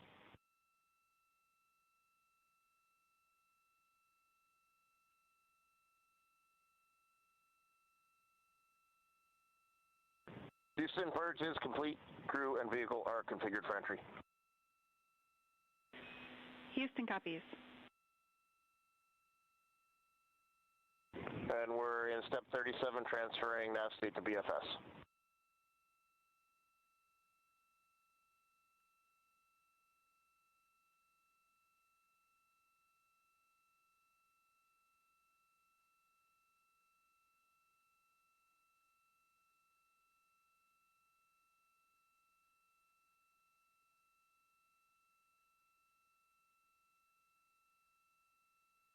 And Houston, in instruction 509, we are not below 0.2.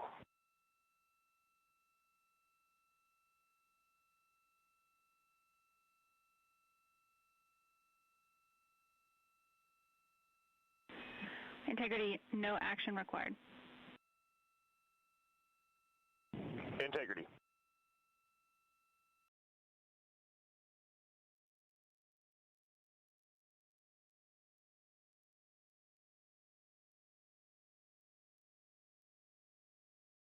Now 6 minutes away from entry interface.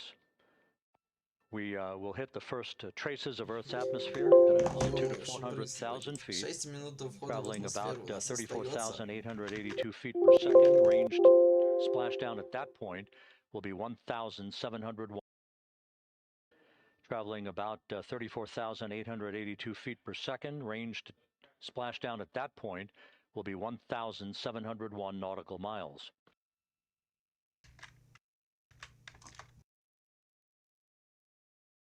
Once again, just a reminder,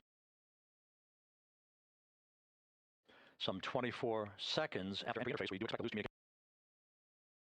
communications with the vehicle and the crew during a 6-minute blackout period when a plasma shield will build up around the spacecraft due to the ionization, due to heating effects.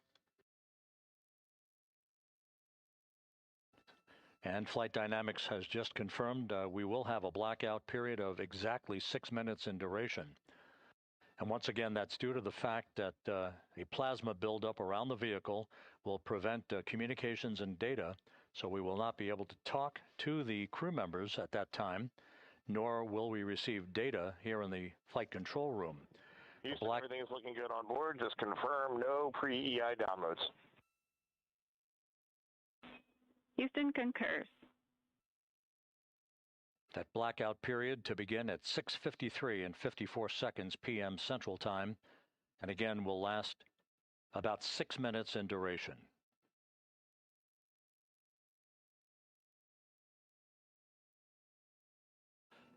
We're 4 minutes away from entry interface.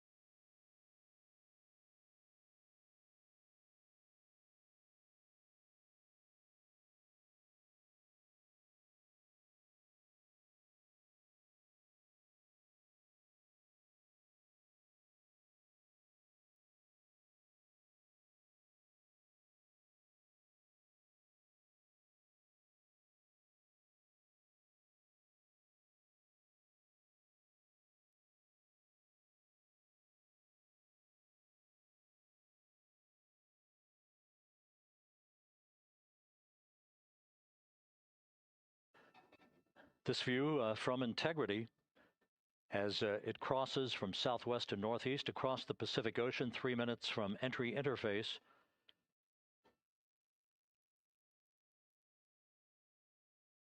"16.5 minutes till splashdown.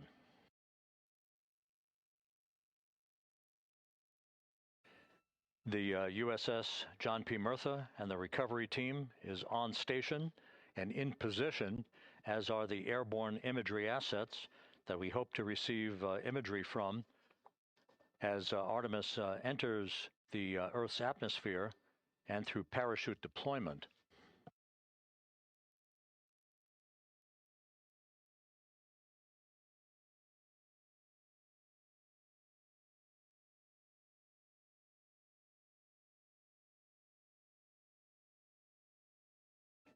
All of Integrity's systems are in great shape. The crew is ready to complete its mission just 15.5 minutes from now. All of the activities today have gone off in perfect fashion. No issues with the vehicle, no issues with the crew. And the weather at the splashdown site is go.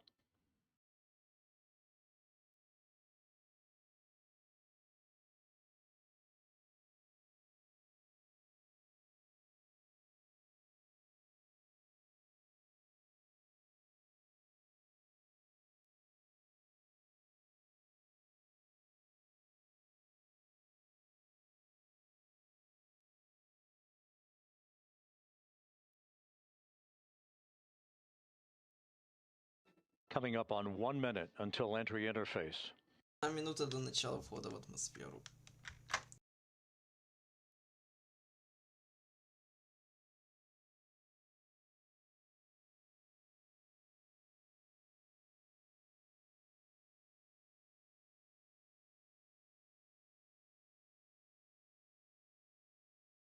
Mark 1 minute until entry interface.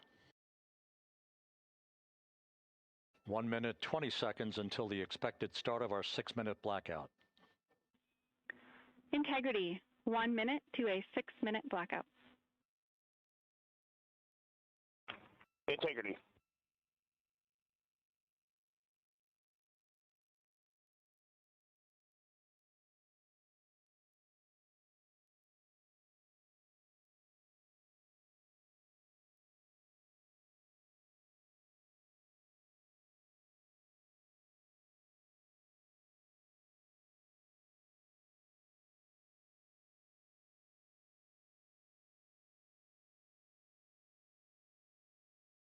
Ten seconds till entry interface.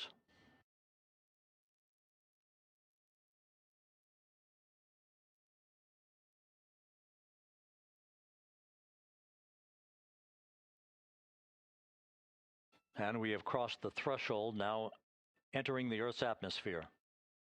We're at 400,000 feet, traveling 34,800 feet per second.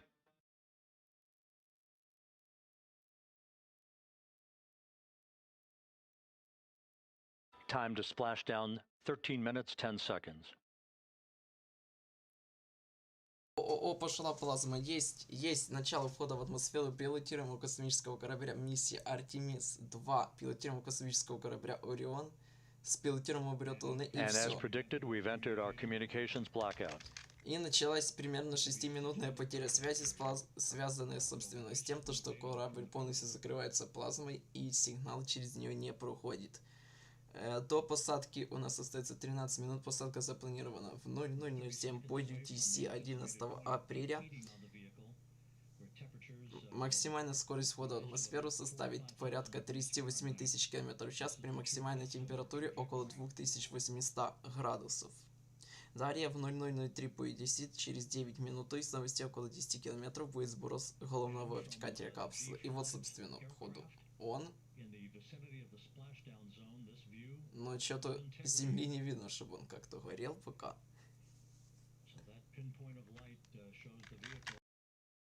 As it enters the period of peak heating in the Earth's atmosphere, the first tug of gravity being felt by Integrity's astronauts since their launch back on April 1st.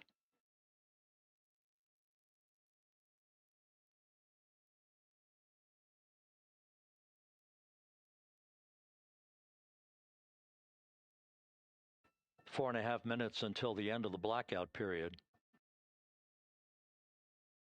Time to splashdown, 11 minutes, 33 seconds.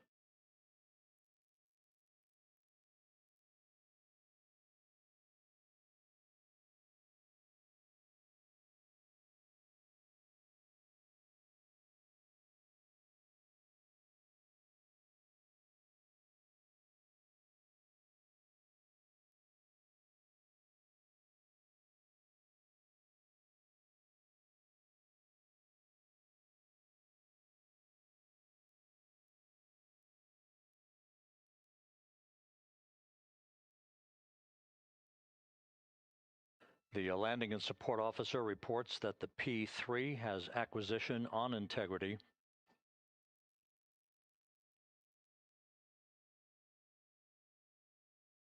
Three and a half minutes left in this blackout period. This is a visualization of the plasma buildup around the spacecraft and the repelling of that heat on Integrity's heat shield.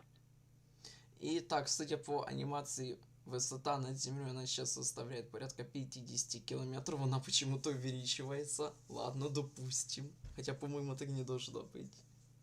Может, какие-то проблемы, собственно, с анимацией какая-то.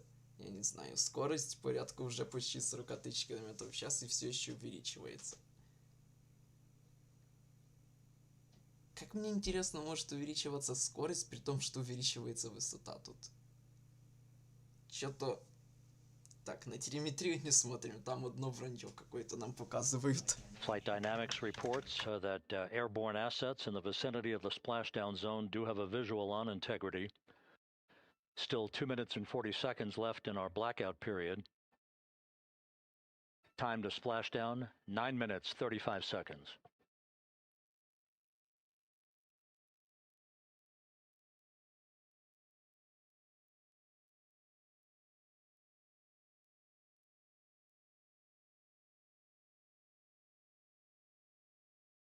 Multiple airborne assets as part of the recovery team all have visuals on Integrity.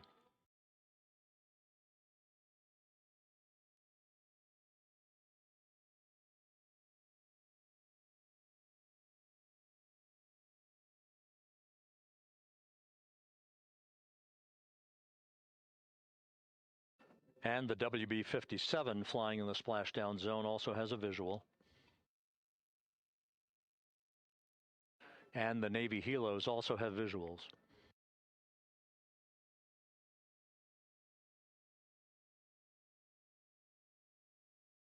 We're still in the blackout period. Still do not have communications from the crew.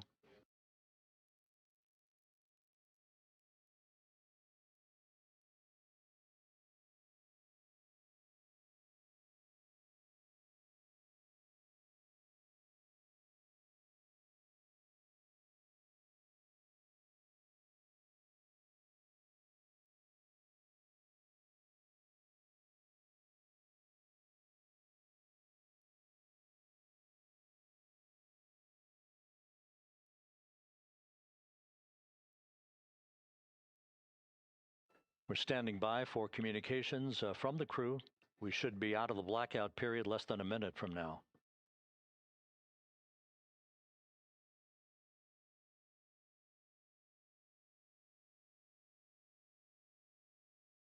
Сейчас телеметрия уже больше похожа на правду, из того, что мы видим, высота получается порядка 55 километров, скорость почти 20 тысяч километров в час. И как и в остатке, скорость уменьшается. We are now processing data from Integrity.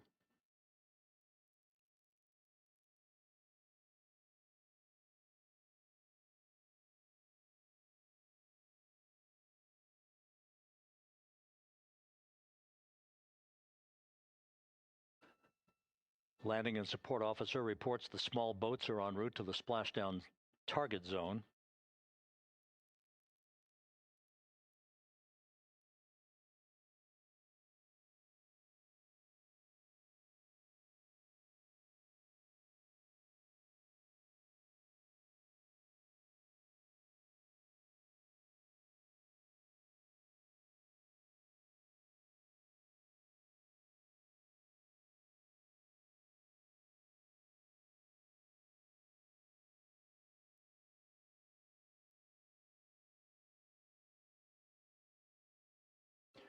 Passing through 150,000 feet, our trajectory is perfect. We're getting intermittent views. Так, есть камера с земли или, возможно, с какого-то самолета, но снизу на корабль, но что-то, господи, да. Качество стримов НАСА это просто что-то с чем-то.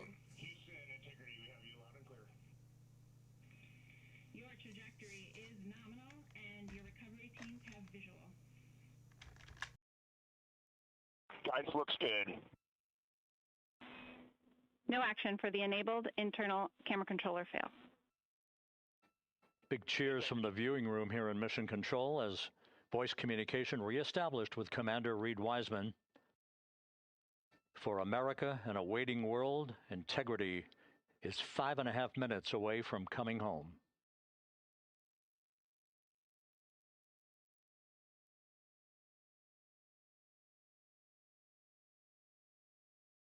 Passing 100,000 feet now. Range to splashdown 19 nautical miles.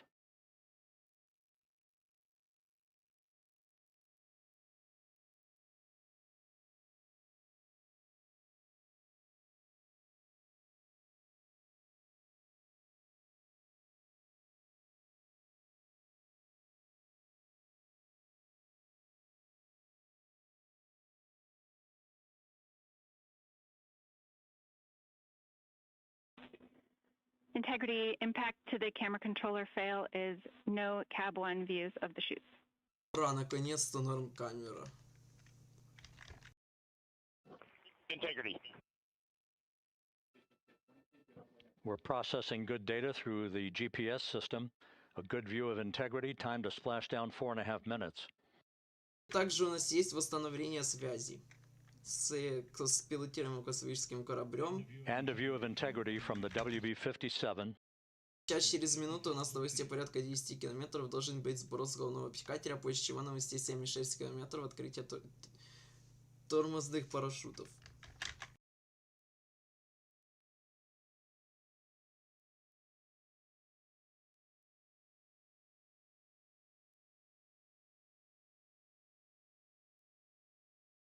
The pyros are armed for forward bay cover jettison.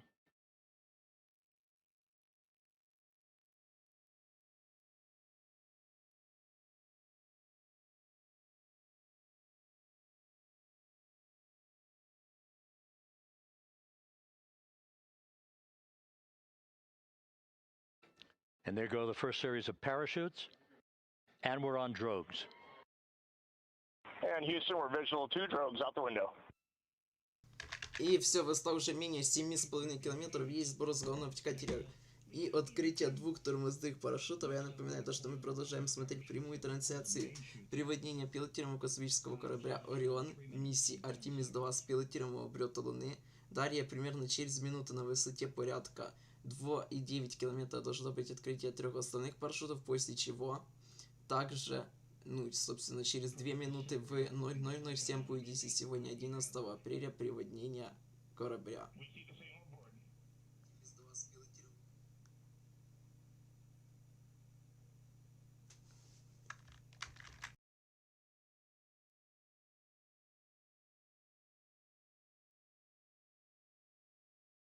Passing through 10,000 feet, still on drogues.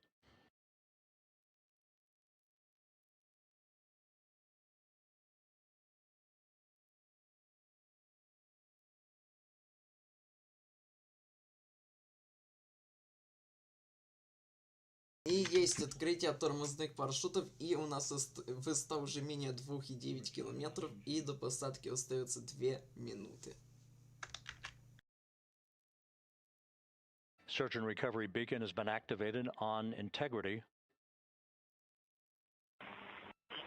And we have 3 good main chutes. Good 3 main chutes, good reefing, good descent rate. And we see 3 good-looking parachutes.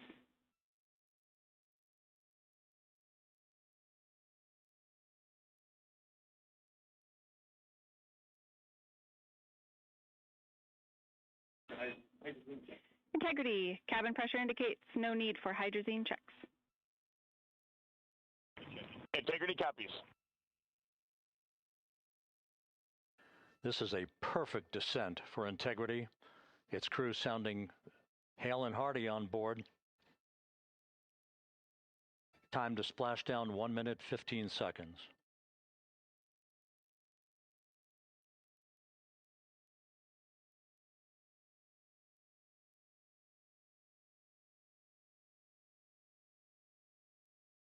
Integrity about to complete a journey spanning 694,481 miles from its launch from the Kennedy Space Center back on April 1st, and a trip around the moon.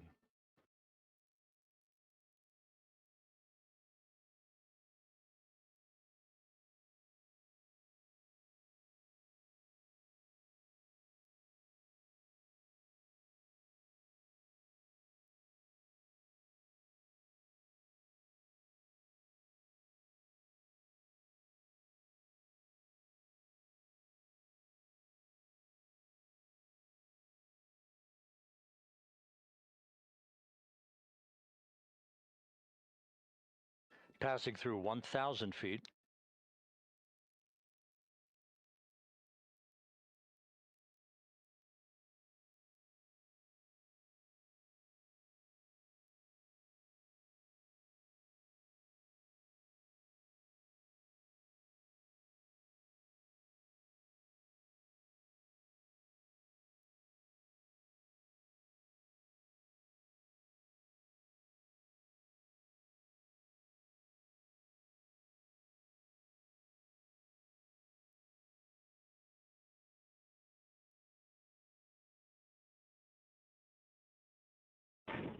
Integrity, splashdown, sending post-landing command now.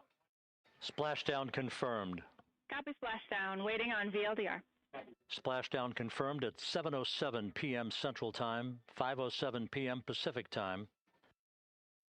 From the И pages. есть успешное приводнение пилотируемого космического корабля миссии Artemis-2 с пилотируемого облета Луны на космическом корабле Орион ровно в 00:07 по UTC сегодня 11 апреля, завершая более чем 9-дневную миссию в первый пилотируемый полет в сторону Луны за более чем 54 года.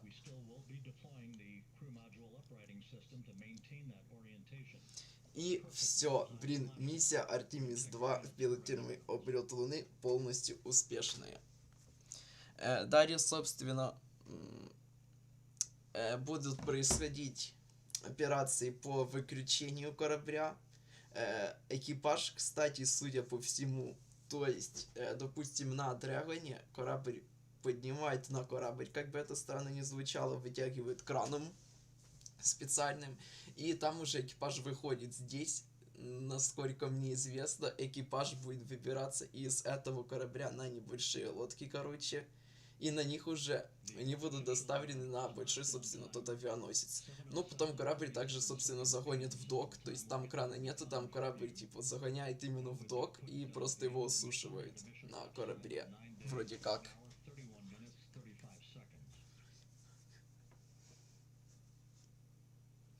Ну, выход экипажа у нас, кстати, ожидается через получается, 43 минуты в 00:52 по UTC.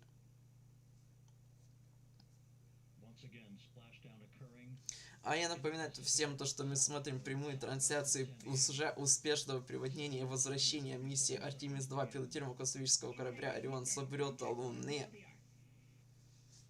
Одно из самых важнейших событий, как минимум в этом десятилетии, успешно завершено. Впервые 7 декабря 1972 года, то есть за более чем 53 года, человечество наконец-то отправилось и вернулось с предела Низкой Околоземной Орбиты и совершило самый дальний полет в истории человечества. 4 члена экипажа: командир Reid Wiseman, НАСА, пилот Виктор Гровер, НАСА, специалист миссии Christina Koch, НАСА, а также специалист миссии Jeremy Hansen от Канадского Космического Агентства завершили пилотируемый полет в сторону Луны, который начался 1 апреля в 22:35 по UTC с запуска на сверхтяжелой ракете NASA Space Sound System со стартовой площадки C-39 в космическом центре имени Кеннеди во Флориде. Также второй запуск ракеты NASA Space Sound System полностью завершен. Первый запуск, я напомню, этой ракеты состоялся 16 ноября 2022 года, и тогда отправил беспилотный корабль Орион к Луне. В этой же миссии корабль Орион полностью успешно, с большой точки зрения полностью успешно, да, понятно, проблемы были, но с большой точки зрения полностью успешно завершил первый пилотируемый полет. Для самого космического корабля Орион это уже был третий полет. Первый он совершил еще 5 декабря 2014 года на ракете Delta 4 Heavy для тестов на Низкой Околоземной Орбите. В рамках миссии Artemis-2 4 астронавта, отправившись в первый пилотируемый капсулу Орион на траекторию свободного возвращения на Луну на 10-дневный космический полет. Christina Koch также стала первой женщиной, побывавшей за пределами Низкой Околоземной Орбиты, а Джереми Хансен первым неамериканцем, достигшим этого рубежа. Капсула Орион, использовавшаяся в этой миссии CM-003, получила название Integrity от астронавтов Artemis-2.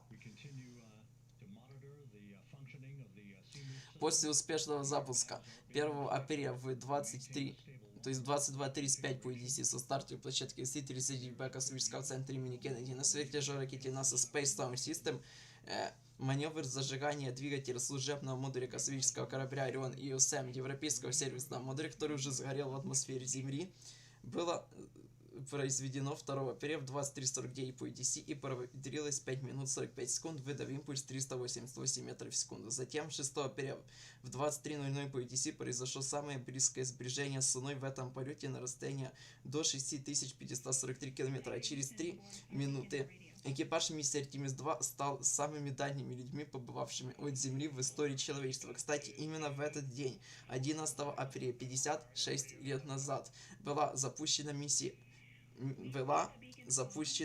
Аполло-13. Та самая миссия Аполло-13 сверхтяжелой ракете NASA Сатурн-5 со стартовой площадки C-39 на космическом центре имени Кеннеди во Флориде, которая должна была стать третьей пилотируемой посадкой на Луну. Но из-за взрыва бака в служебном модуле космического корабля Аполло и, собственно, огромнейших проблем со всем кораблем, в первую очередь в системе жизнеобеспечения и куча вообще других проблем, посадку на Луну отменили и отправили корабль по траектории свободного возвращения на Землю. Почти 56 лет данная миссия оставалась рекордной по расстоянию для пилотируемых космических полетов от Земли. Тогда экипаж достиг расстояния порядка 400 тысяч километров от Земли. И вот спустя практически 56 лет, собственно 4 дня назад, Artemis-2 побил этот рекорд.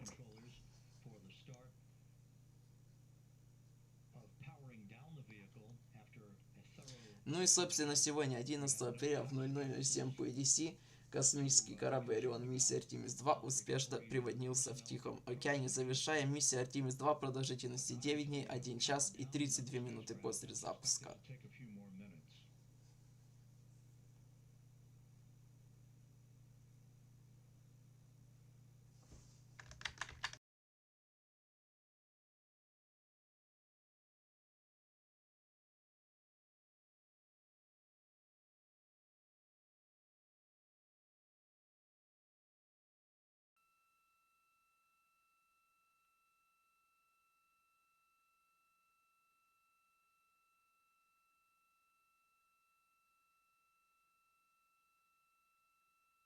Integrity back on Earth, following its historic flyby of the moon.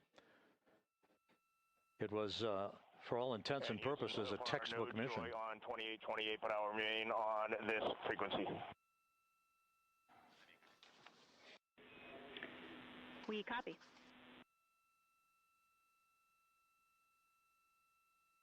Reid Wiseman indicating some trouble with the SARSAT phone on board, but that's not an issue. What is more important is that the vehicle is solid. No issues as we begin the power down of the vehicle to begin the recovery process.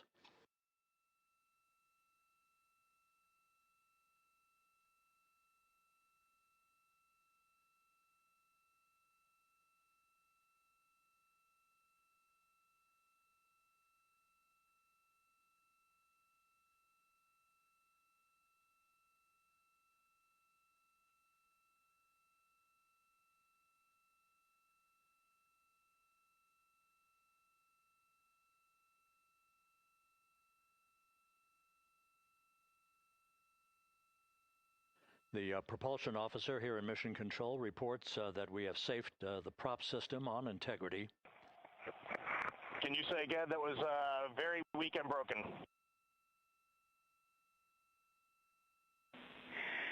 Integrity, Houston did not call.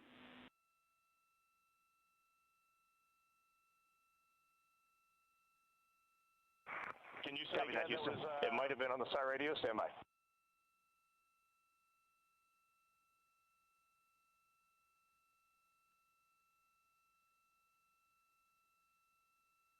All of the milestones were executed in perfect fashion.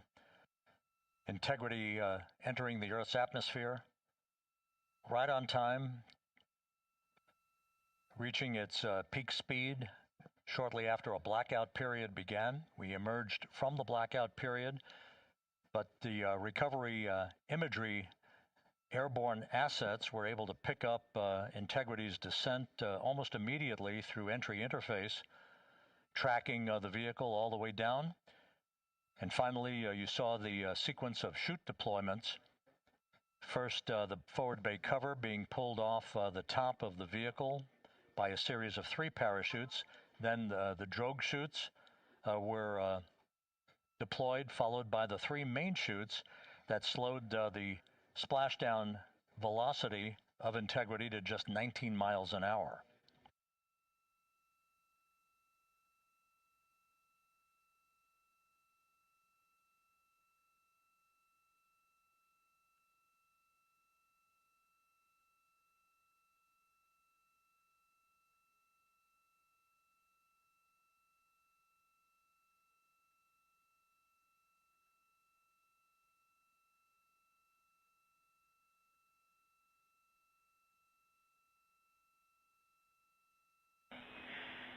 Integrity, Houston, with no joy on SAR and SAT phone, we'd like you to command an additional 15 minutes for a total of 30-minute power down delay.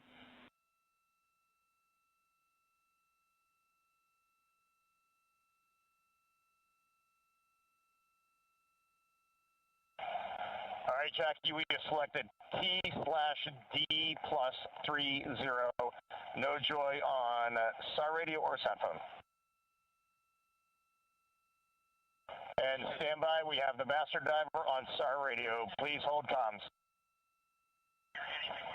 Hey, Lily. Excuse me. Hey, Jackie, we just got the master diver on SAR.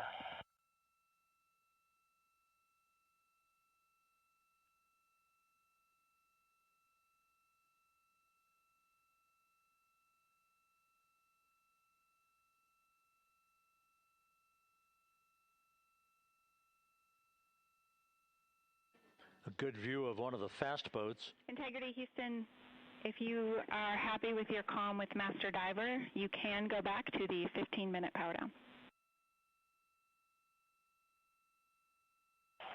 Okay, stand by. Yeah, we'll confirm here in a second. The crew on board Integrity coordinating with the flight control team in Houston here in Mission Control on the timing of the power down of the vehicle, which will be the precursor to the recovery teams approaching the spacecraft. There are no issues with integrity. We've had a bit of broken capability in establishing a SARSAT or satellite phone communications capability between the crew on board Integrity and the recovery team. That will get sorted out here shortly. There's plenty of cooling on board Integrity, so there's no rush to begin the power down. To call you on the sat phone and not getting an answer there either. Concur. We haven't had anything come through.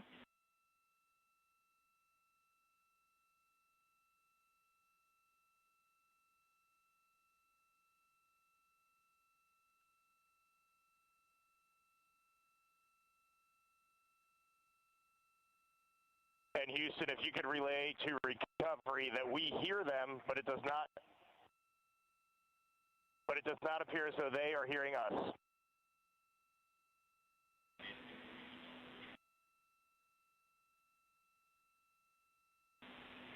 Houston copies, and Reid, just to confirm, you are pushing the PTT on the radio.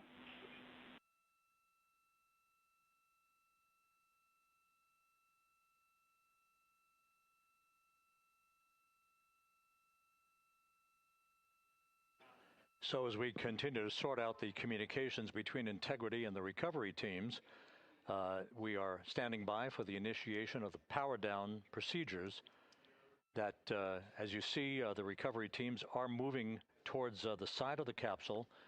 The next major event will be the erection of that large inflatable raft called the front porch. That will be the port of call for the crew as they're being extracted one by one from the vehicle.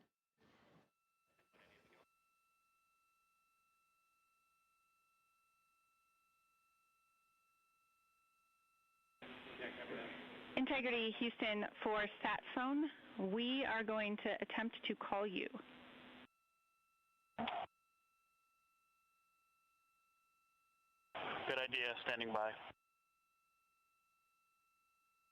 And Jackie, yes, we are pushing the push to talk, the two buttons on the left side of the radio below the up-down arrows. We are utilizing them. I'm rebooting the radio to see if we get good comms.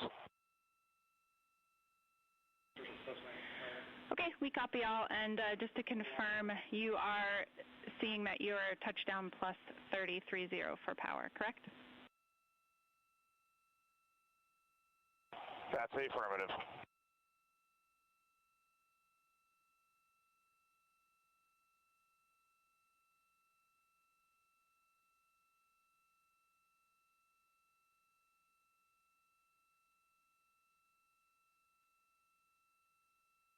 We are trying a backdoor approach to have mission control here call the crew on their satellite phone.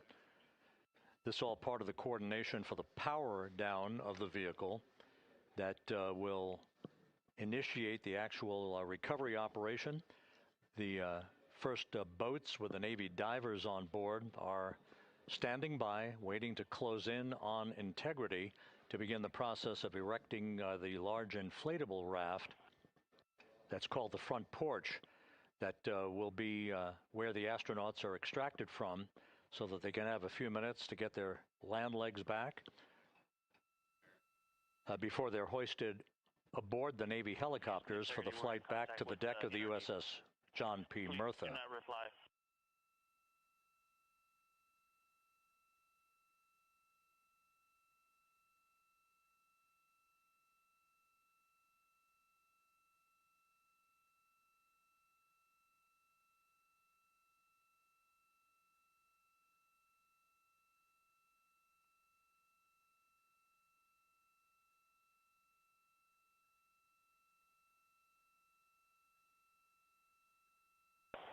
And Houston, please don't reply. NRD, very weak, but readable. Master Diver, we can hear, but they cannot hear us.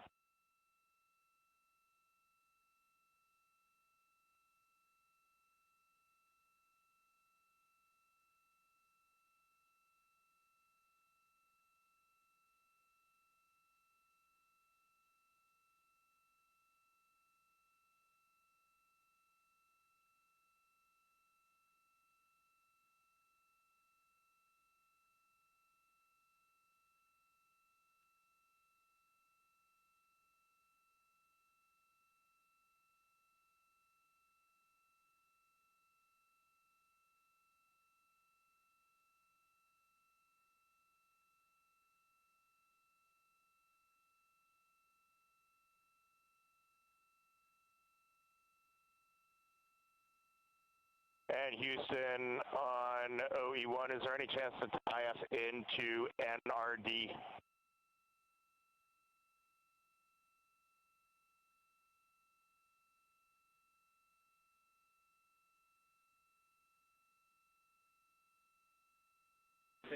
Checking.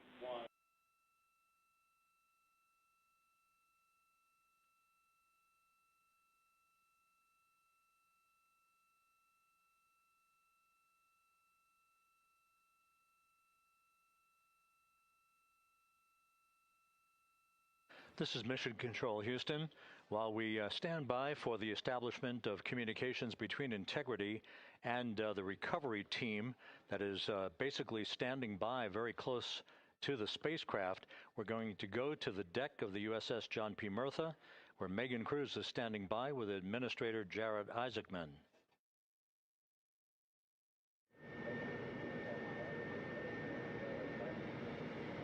Hey, Rob, yeah, just such an honor to be able to be here on the ship, to be able to share and experience this moment with everyone together. And of course, as you just said, yes, here with NASA Administrator Jared Isaacman. Administrator, how did you feel getting to witness this and seeing NASA at its best?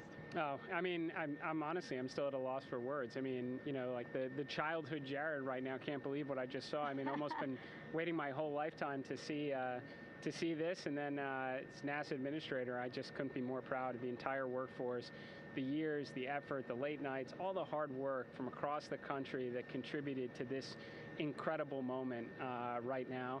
And yeah, incredibly grateful too for our teams here on the John P. Murtha right now. Yeah, look at the behind us here. Got everybody. What do you guys think? We just brought some astronauts back from the moon, huh?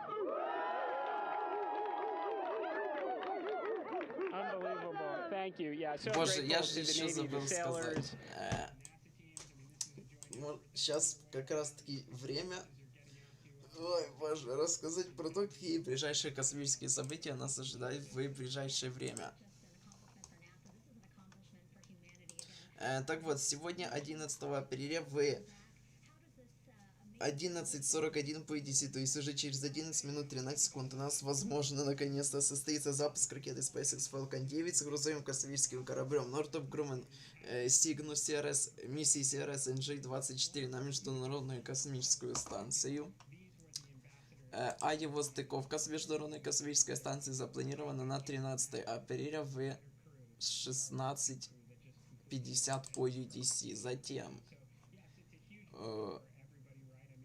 26 апреля планируется запуск ракеты Союз-2.1 с грузовым космическим кораблем Прогресс МС-34 в 1:21 по московскому времени. Перед тем, собственно, 21 апреля в час 08 ночи по московскому времени планируется стыковка грузового космического корабля Прогресс МС-32 от Международной космической станции. Затем 27 и 28 апреля два подряд запуска с миссиями Amazon Rio. Сначала на Atlas 5 версии 551 миссия LA-06, а на следующий день на тяжелой ракете Ariane 6 версии 64 миссии Leo-02. Также до конца месяца планируется запуск ракеты Vega-C с миссией Smile, возможно первый запуск ракеты Союз-5 в демонстрационный полет, и также возможно миссия Божий Spectrum, второй запуск ракеты Spectrum компании IoSpace, миссия Onward и Topward, которые не могут реально запустить уже с января. Последняя попытка запуска, которая планировалась на прошлый день, была перенесена, кстати, из-за проблем с баллонами высокого давления, да, теми самыми КПВ. Что-то с КПВ реально в последнее время очень много проблем, причем различных вообще космических транспортных средствах. Также до конца этого месяца запланирован первый запуск ракеты Vikram-1 компании Skyroad, также запуск ракеты Long March 7 известной перезагрузкой. И также до конца месяца запланирован запуск сверхтяжелой ракеты SpaceX Falcon Heavy наконец-то с двумя посадками боковых ускорителей на посадочной площадке с миссией Viasat 3F3. И также 16 апреля в 11:45, то есть в 10:45 по EDC запланирован запуск ракеты New Glenn, третий запуск ракеты New Glenn с миссией Bluebird Block 2 FM2, где, собственно, полетит первая ступень, которая уже летала во втором полете в ноябре прошлого года, первая ступень Never Tell Me The Odds. А сейчас мы продолжаем смотреть прямую трансляцию возвращения миссии Artemis-2 с пилотируемого облета Луны на космическом корабле Орион. Собственно, космический корабль Орион уже совершил успешное приводнение в Тихом океане сегодня 11 апреля в 00:07 по UTC. И в течение 22 минут, то есть где-то в 00:52 по UTC, уже ожидается выход экипажа из космического корабля. Собственно, кстати, вот у нас администратор НАСА, который сейчас находится на авианосце, собственно, на который также этот корабль будет в ближайшее время погружен. Ну, короче, поднят. Вот, да.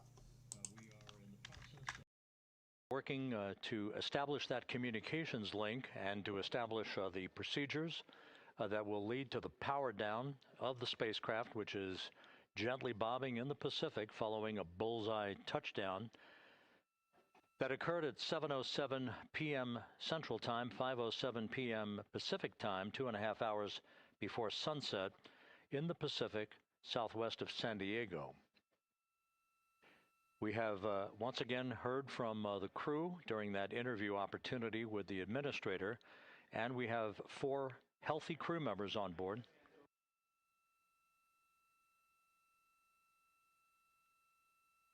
We now have confirmation that the vehicle has been powered down as per the procedures. So we have vehicle powered down, and the flight control team here in Houston, Flight Director Rick Henfling, has handed over mission authority to the Exploration Ground Systems team out in the Pacific. Now, we will physically not get off console with this team until the crew has been extracted into the front porch, that inflatable raft that will be erected along the side hatch of Integrity. So we're standing by for that in the next step in the recovery procedures. But everything is in great shape, and we have 4 healthy crew members on board the vehicle.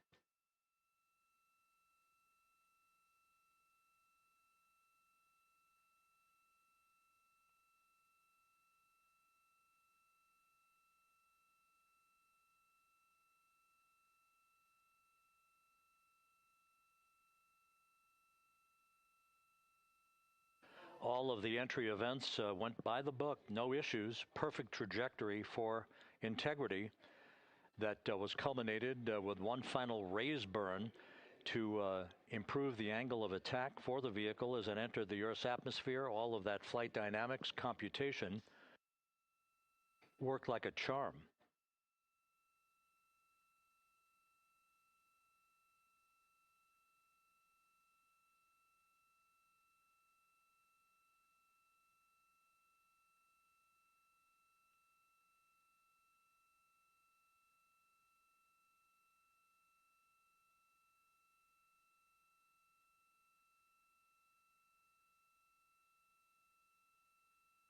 So we are standing by for the recovery team to approach Integrity and begin the process of erecting that inflatable raft called the front porch, which will see the crew members be extracted from the hatch of Orion into that inflatable raft before they're hoisted aboard 2 Navy helicopters in a variety of different configurations. Each crew member will be hoisted in sequential fashion, in alternating fashion, 2 crew members for each helicopter before they turn around to head back to the John P. Murtha. Once on the deck of the ship, they'll be brought into medical bay for comprehensive medical exams. But Reid Wiseman has reported several times that the crew is in excellent shape.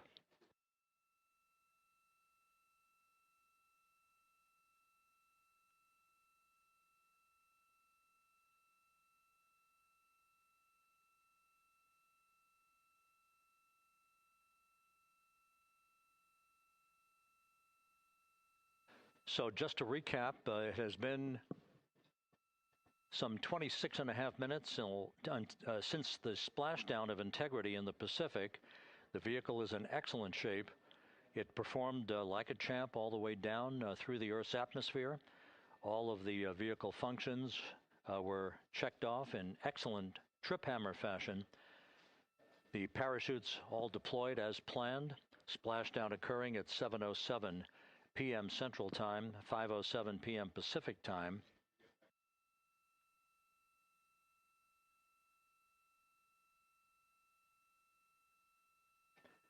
And after a bit of a tussle to try to establish a communications link with the recovery team, we were finally able to run through the procedures for the powering down of the vehicle.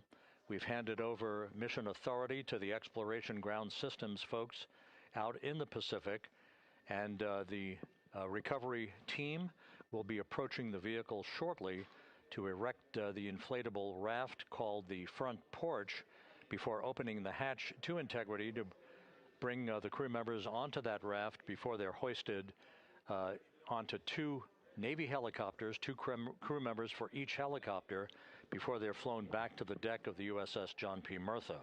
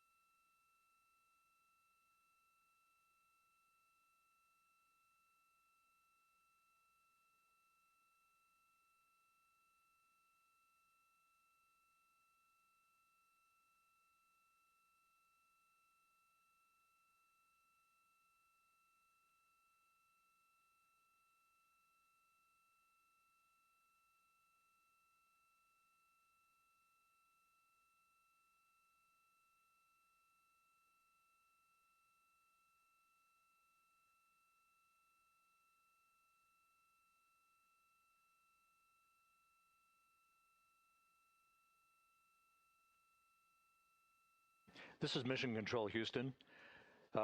After talking to the flight dynamics folks, we have a bit of a refinement on the splashdown time for you. Their computation shows a splashdown time of 7:07 and 27 seconds p.m. Central Time, 7:07 and 27 seconds p.m. Central Time.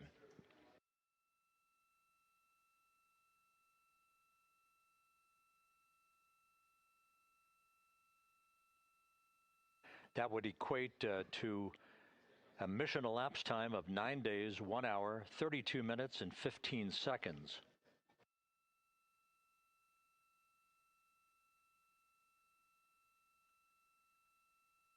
Once again, from Flight Dynamics, a splashdown time of 7:07 and 27 seconds p.m. Central Time. That would equate to a mission elapsed time of 9 days, 1 hour, 32 minutes, and 15 seconds.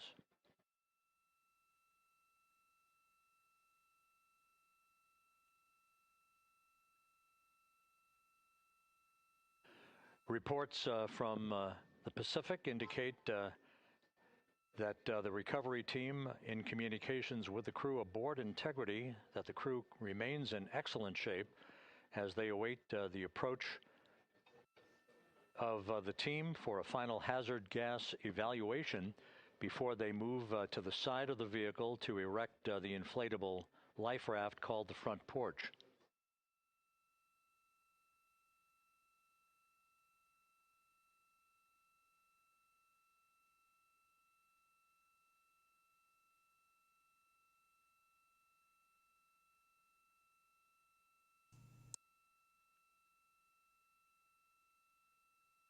Again, no issues with integrity. The vehicle is powered down. All of its systems are now safed. We have handed over mission authority to the Exploration Ground Systems folks in the Pacific, but we will not stand down and have the entry flight control team depart its positions until that inflatable raft, the front porch, is erected, the hatch open, and the crew... Во, как я понял, кстати, у нас есть подтверждение отключения электричества на корабле. Значит, скоро уже должны открывать люки и вытаскивать оттуда экипаж. The USS John P. Murtha. What you're looking at is one of the fast boats circling the vehicle to make a hazard assessment.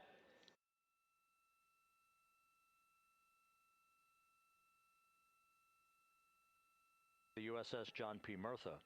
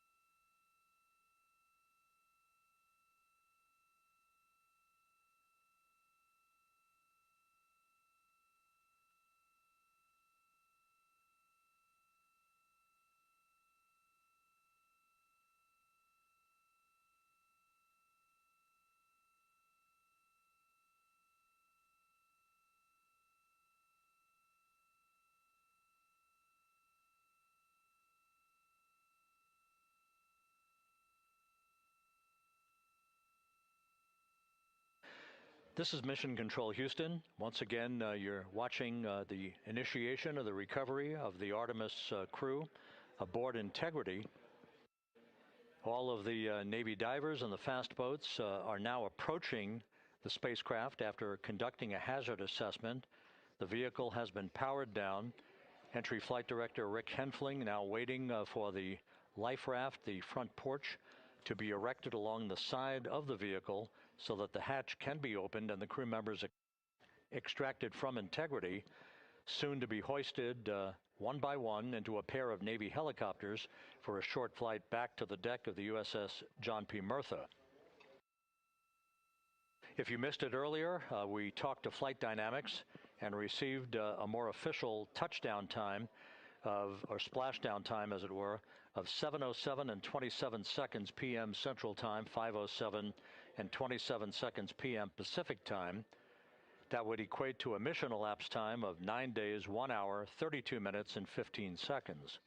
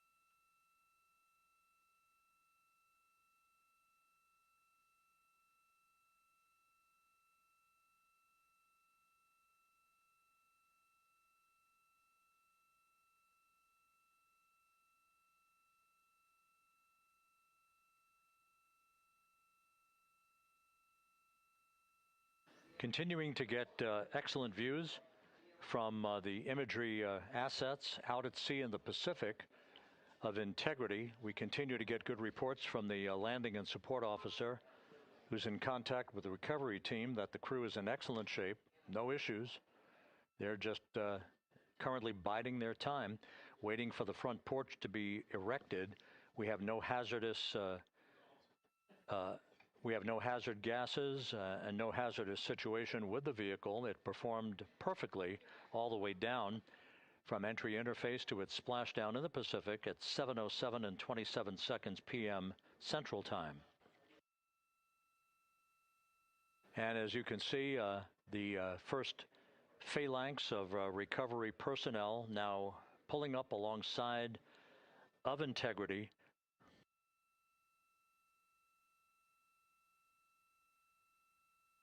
This includes Navy divers, a Navy flight surgeon, and other recovery personnel who have trained for several years for this recovery process.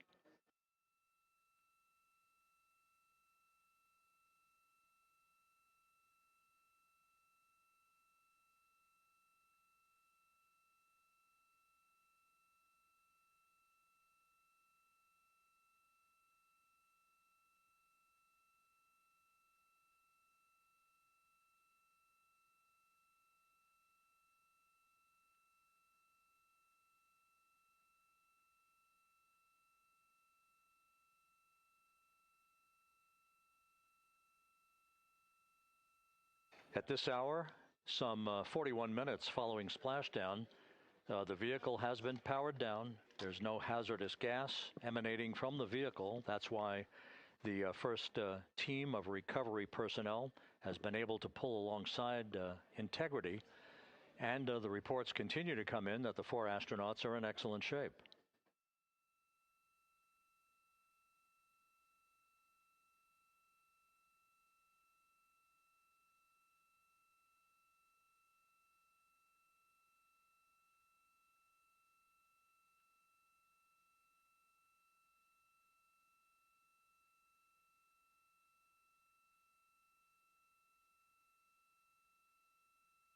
Yes.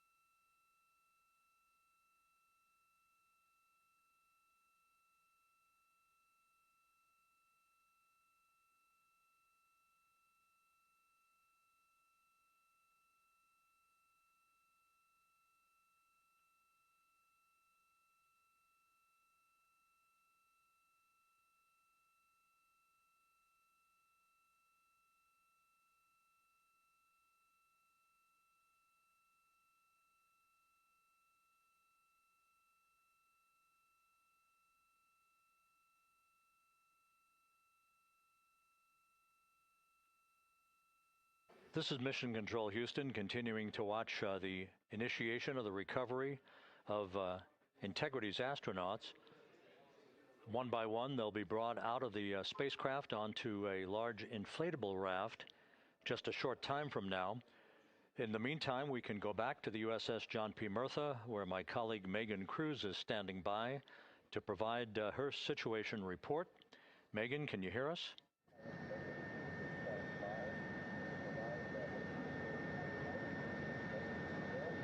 Hey, Rob. Yes, I can hear you. Thank you. Yeah, we're back here on the bow of the recovery ship where there are still plenty of people peering out into the water. We are not very far from the action everyone is seeing on their screen now. The Orion spacecraft, Integrity, in the ocean, surrounded by a number of recovery boats. И я напоминаю, что мы продолжаем смотреть прямую трансляцию приводнения пилотируемого космического корабля НАСА «Орион» миссии Artemis-2 с пилотируемого «ОБЛЕТа ЛУНЫ» с 4 членами экипажа. Пилотируемый космический корабль совершил успешное приводнение сегодня 11 апреля в 00:07 по UTC в акватории Тихого океана. И вообще, произошло полное отключение электричества на корабле, это уже подтверждено. И вообще по графику минуту назад в 00:52 по UTC было запланировано уже выход экипажа из космического корабля, но пока что еще не открыли даже люк. Но, кстати, экипаж надо проверить, то есть корабль, в том числе, да, надо подождать, пока он остынет, все-таки температура входа в атмосферу достигала 2800 градусов, но это довольно быстрый процесс, мне кажется, он маленький, не такой большой, как Starship. Starship вообще настолько горячий приводняется, что его в целом приводнить невозможно. Он в любом случае разлетается из-за того, что он сильно горячий при контакте с водой. Вот. Но в том числе двигатели работают на самой капсуле, в том числе также есть маленькие двигатели для коррекции траектории входа в атмосферу, которые, кстати, использовались. А они работают у нас на токсичном топливе, то есть на всеми нами любимом несимметричном диметилгидрозине, тетроксиде диазота, или чем-то подобном, на вот этом гипергорическом топливе. Обход открывать трюк, но если там произошла утечка топлива, а оно очень токсичное, то это очень может быть опасно, поэтому нужно, как и, допустим, на Crew Dragon проверяют корабль полностью, нет ли утечек топлива. На Crew Dragon, кстати, были случаи, когда происходили утечки топлива, и это исправляли довольно-таки долго, там несколько часов возились с ними, исправляли эти утечки. Но тут, судя по всему, утечек нету. Слава богу. Сейчас, походу, будут уже открывать их наконец-то. Within 2 hours of splashdown. So doing great on time so far. Plenty of time. No rush either. You know, I was speaking to NASA flight surgeon Rick Schuring earlier in this broadcast, and he said to me, you know, no rush to get the crew out. Just want to make sure that they're feeling good, and whenever they're ready to take their step out of Orion and onto that large raft, the front porch, folks will be ready.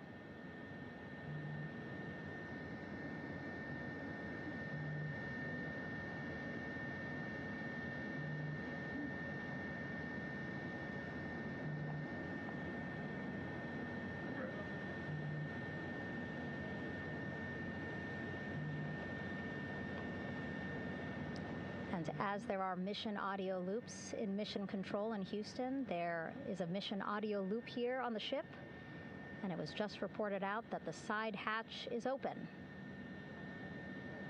Side hatch of integrity is open. And as there are you're getting these beautiful shots from our aerial assets. The ship itself, where I'm on, just 3,000 yards away. Есть открытие люка пилотируемого космического корабля Орион с 4 членами экипажа, которые вернулись с пилотируемого облета Луны.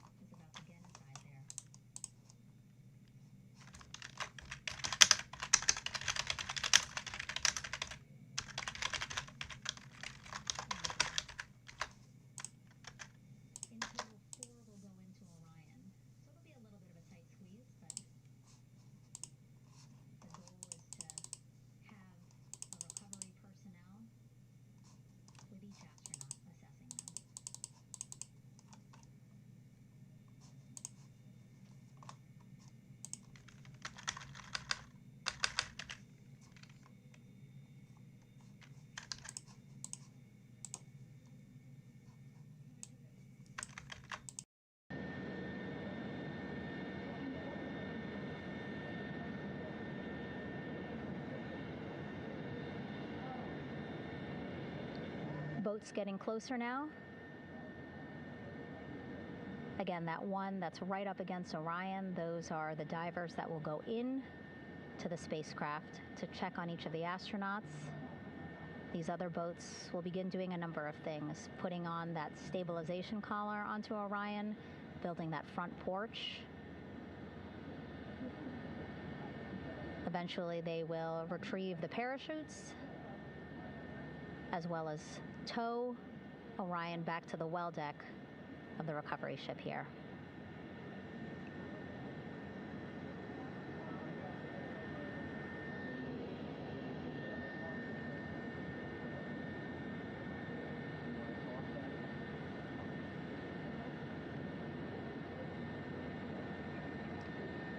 And so as we wait for the Navy and NASA personnel to get their assessment of the crew inside of Orion, why don't we toss it back to Rob for an update?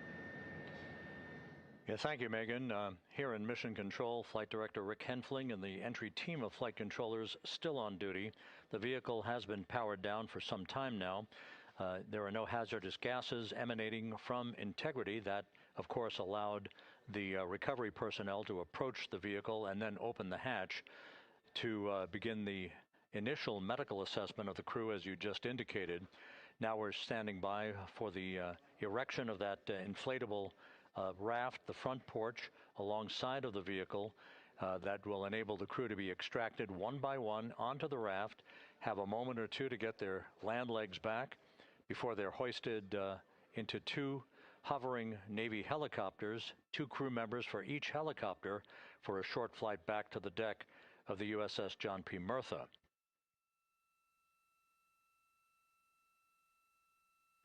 All of Integrity's systems operated flawlessly throughout the course of the approach to the Earth. the entry into the Earth's atmosphere and all of the key milestones that followed in this high-speed return to Earth for integrity, a mission that spanned more than 694,000 miles from the vehicle's launch from the Kennedy Space Center atop the Space Launch System back on April 1st.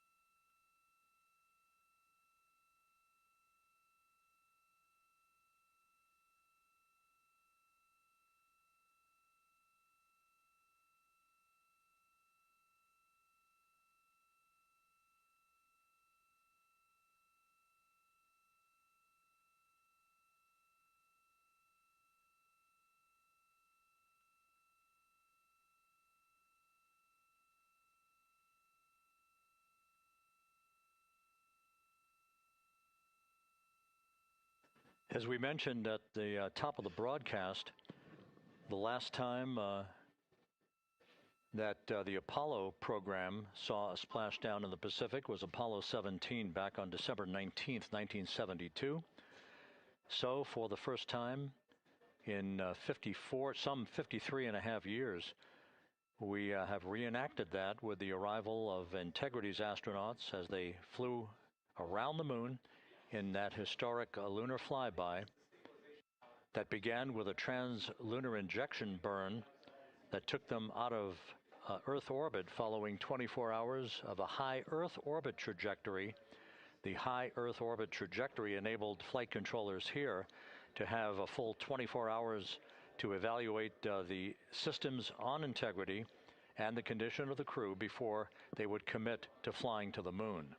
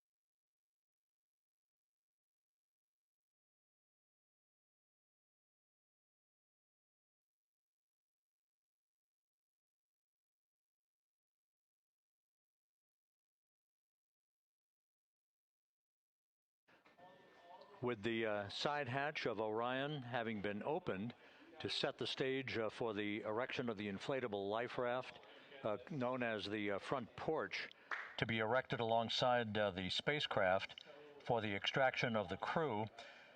Let's play for you an interview that my colleague Megan Cruz conducted on the USS John P. Murtha with Navy diver First Class David McMahon that explains how this process is unfolding.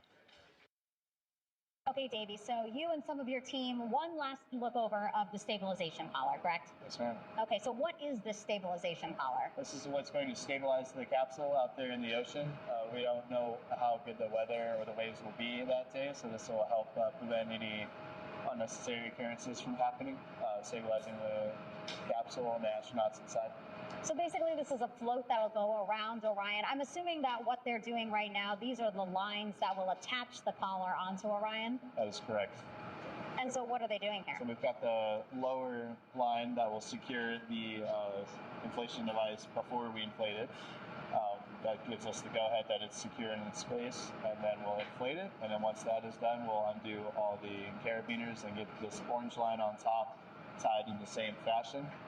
And then this will be secured to the capsule, and the astronauts can safely take their first steps out of the capsule onto the front porch. Okay, and how long will it take them to set up the stabilization collar? We should definitely be able to handle this in under 10 minutes. Okay, wow. And then you just mentioned the front porch. So basically after they set up this stabilization collar, then they set up what's called the front porch here. That's correct. Okay, and what's the front porch? Front porch is basically a bigger waiting room for the astronauts to sit in while we wait for the helicopters to show up and grab them. Okay, so the medical team that was inside with the crew, they're going to help them out and onto the front porch? That is correct. And then what happens here? We have hired trained medical personnel also on board the front porch that will give them lookovers and just make sure they're okay while we wait for the helicopters to show up. Okay. How does it feel, I mean, your team, you, to be part of a mission that's returning astronauts from the moon in more than 50 years? We all feel extremely honored to be a part of this, as well as a bigger mission for the Navy and joining up with NASA to do great things. And do you feel like you and your team are ready? Yes, very ready. Cool. All right, thank you so much. Thank you.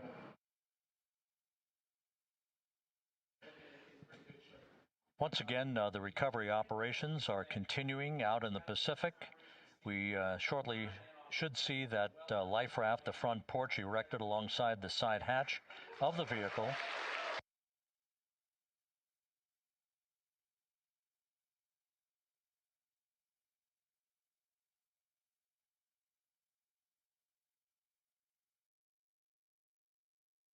A number of flight controllers have come into the flight control room to receive congratulations from Entry Flight Director Rick Henfling, but we're going to stick with our operations out in the Pacific as we await the extraction of the 4 crew members who are reported to be in excellent condition.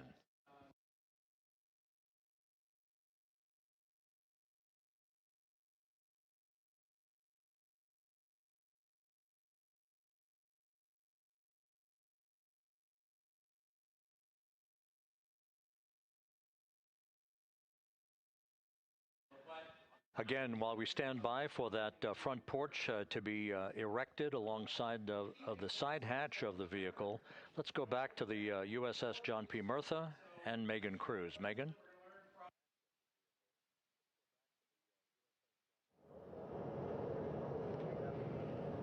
Hey, Rob. Pausing now to listen to some internal audio loops. Again, the operations team here on the ship communicating with everyone out on the water. It seems like currents are hindering them a little bit from unfurling and inflating the stabilization collar as well as the front porch. But again, the requirement to get the crew out within 2 hours of splashdown, plenty of time. So no concerns just yet. But as calm as the water looks, yeah, it looks like it's hindering the teams just a tad.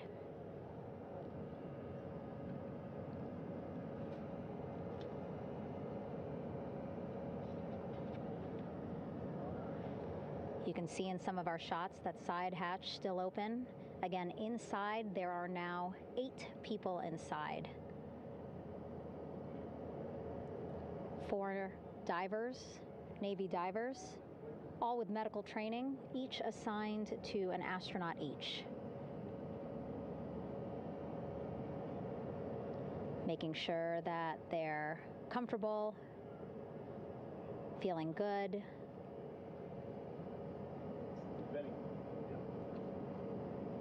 As you've heard us say in the broadcast, you know, they expect a little bit of discomfort. Again, these astronauts just traveled back to Earth at 25,000 miles an hour, a nearly 695,000-mile journey around the moon.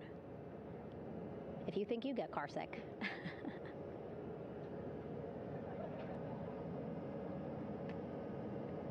Again, 6 boats out there, lots of gear with them, just in case, right?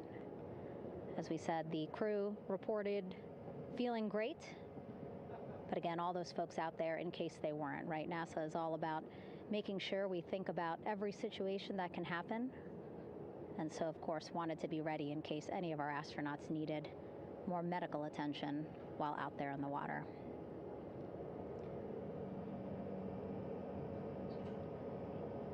You see now teams again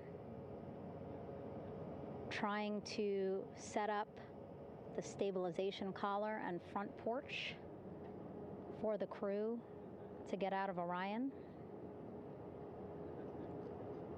They need both, right? The stabilization collar will keep Orion from swaying as you see it is doing now.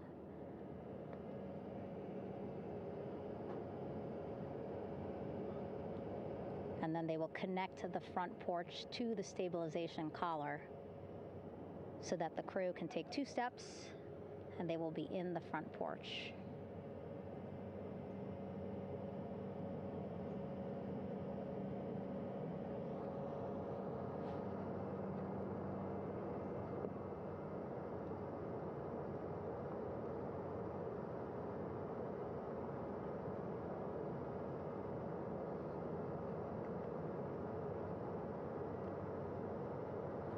Not a lot of chatter on the mission audio loops. That's a good thing. Again, things proceeding pretty nominally, even if they're fighting some currents out there on the Pacific Ocean.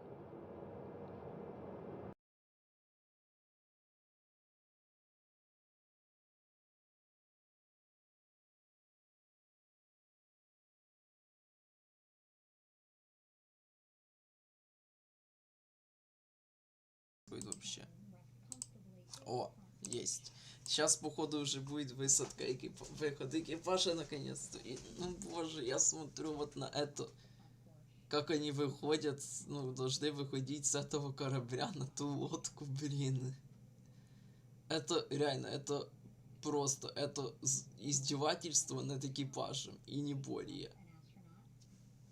У Дрэгона система выхода намного куда более лучше и удобнее, потому что там они сразу выходят на нормальный пол большого огромного судна, а не вот это вот издевательство, когда они на этих волнах вот так вот должны как-то выбираться на ту лодочку, блин, маленькую. Это реально издевательство над экипажем. Тем более, ну, в 21 веке такое использовать, это...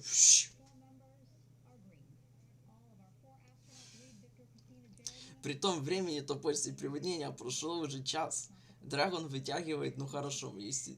Ну, тоже за час могут вытянуть, там за 1,5, хорошо. Это капец, блин. Я не знаю, мне кажется, лучше бы там еще посидел, фиг знает сколько, но лучше бы меня вытащили на нормальный корабль большой. Ну, уже это капец, реально. Hilo 1 will come on in, hover above the front porch, about 40 feet above the front porch. A Navy recovery specialist will be hoisted down into the front porch. The restricted maneuvering doctrine is in effect. Will connect to the first astronaut, which we're expecting to be Christina. And then Hilo 2 comes around, picks up Jeremy, while Helo 1 stays above head, and then Helo 1 will come back in for another astronaut, and then Helo 2 for the last astronaut, and then back to the flight deck here on the recovery ship.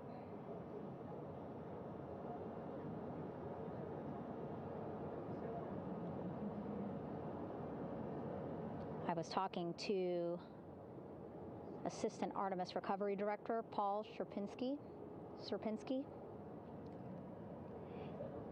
He said helos are a much quicker, safer way to get on board. They did actually consider boats, but then if you think about it, longer time, the crew would have to move through more of the ship. This way the helos will give a more direct, quicker route to the medical bay for our 4 astronauts.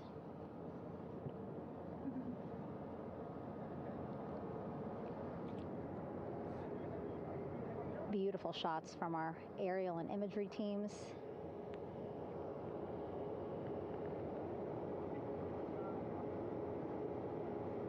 Clouds have dissipated for a clear view from the bow of the recovery ship here.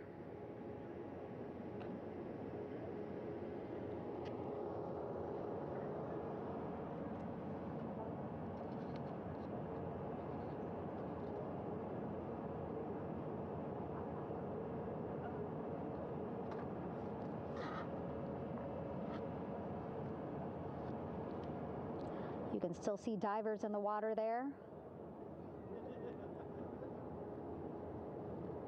Encircling Orion, that is that stabilization collar we've been telling you about. As you saw in that interview just a few minutes ago, they have to first connect it to Orion, and then once it's secured onto Orion, they can inflate it, and then they'll further secure it with other harnesses and lines.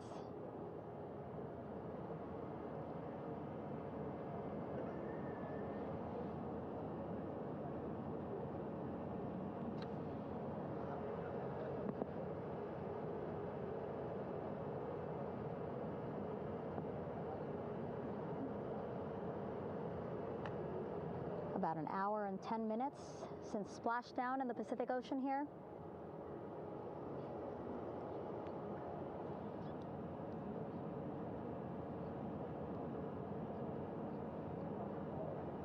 Reid, Victor, Christina, and Jeremy back home after a history-making mission to the moon and back.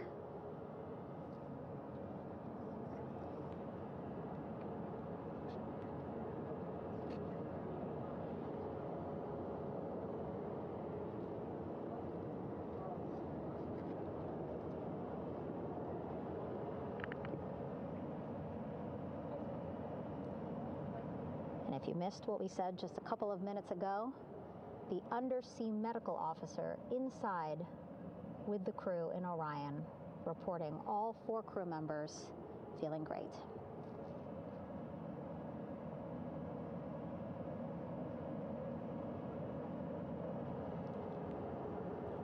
Progress being made there on the stabilization collar. It looks like they are beginning to inflate it.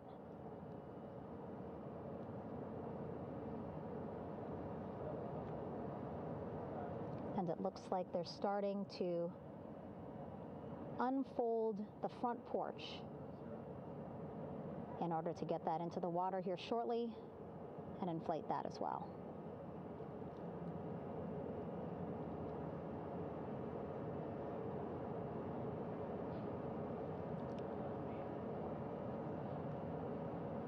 Again, more than 40 people out in the water right now. And those Navy and NASA personnel have been in the water for now about 4 hours.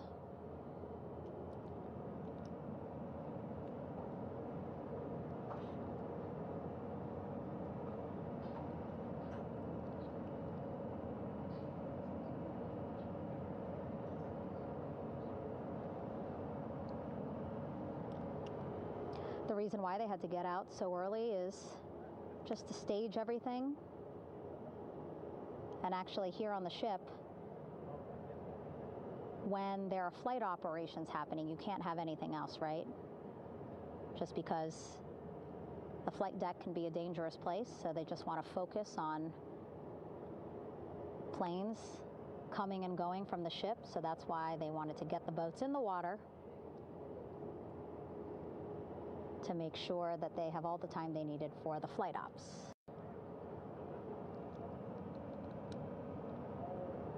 And then the same crew here out in the water, they will stay out in the water for a number of hours after we recover the crew and get them back on the ship, because then they have to recover Orion.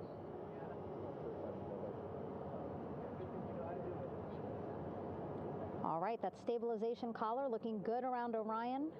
We're now seeing some recovery personnel getting on to that collar. Again, they need to further attach it to Orion to make sure that it can really prop up the spacecraft. It's basically lifting it up off of the water just a tad. Again, so it's not so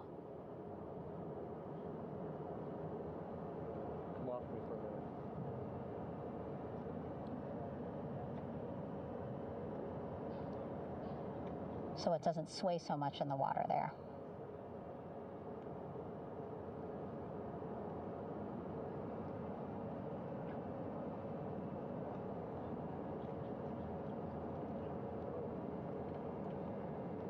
And now that front porch looks like it's nearly fully inflated as well.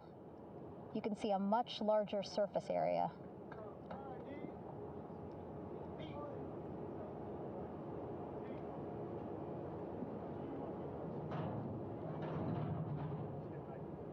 And so once the crew get out of Orion, they can stretch their legs a little bit on this front porch, get some fresh air.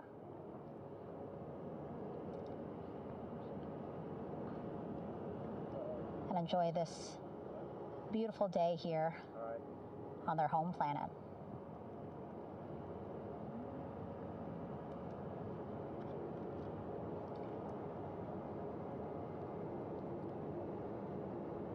It appears teams now are about to connect the front porch to the stabilization collar.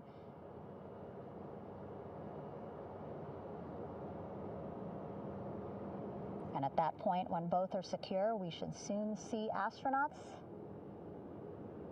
come out of Orion.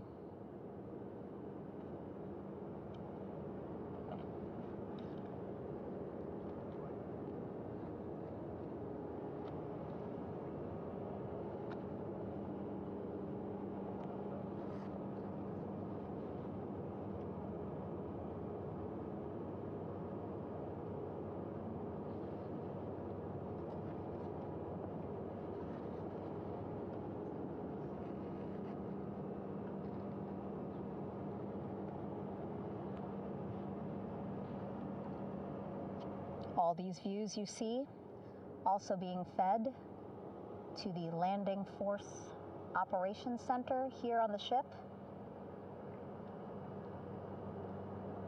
Of course, it is very important for our recovery teams leading the mission to have all the views that you're seeing as well. Again, listening to their communication loop here on the ship. Very quiet, which is a good thing. It means things are going pretty nominally, meaning as expected.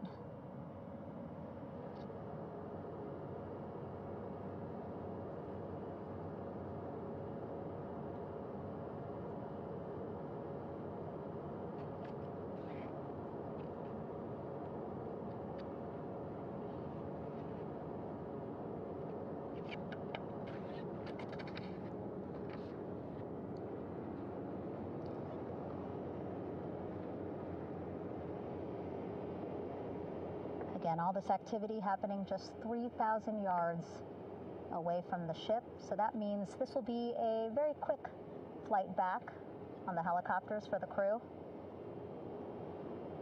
2-3 minutes, and then they'll be back here on the ship. I know.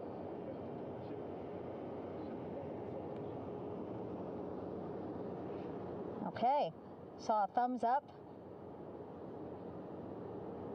from one of the personnel on the front porch. It looks like they are now getting ready to deploy what they call the Air Rescue Vest, ARV. And so this is the harness that each crew member will get into in order to be hoisted into the helicopters. Again, those helicopters hovering just about 40 feet above the front porch when they're ready to pick up each crew member.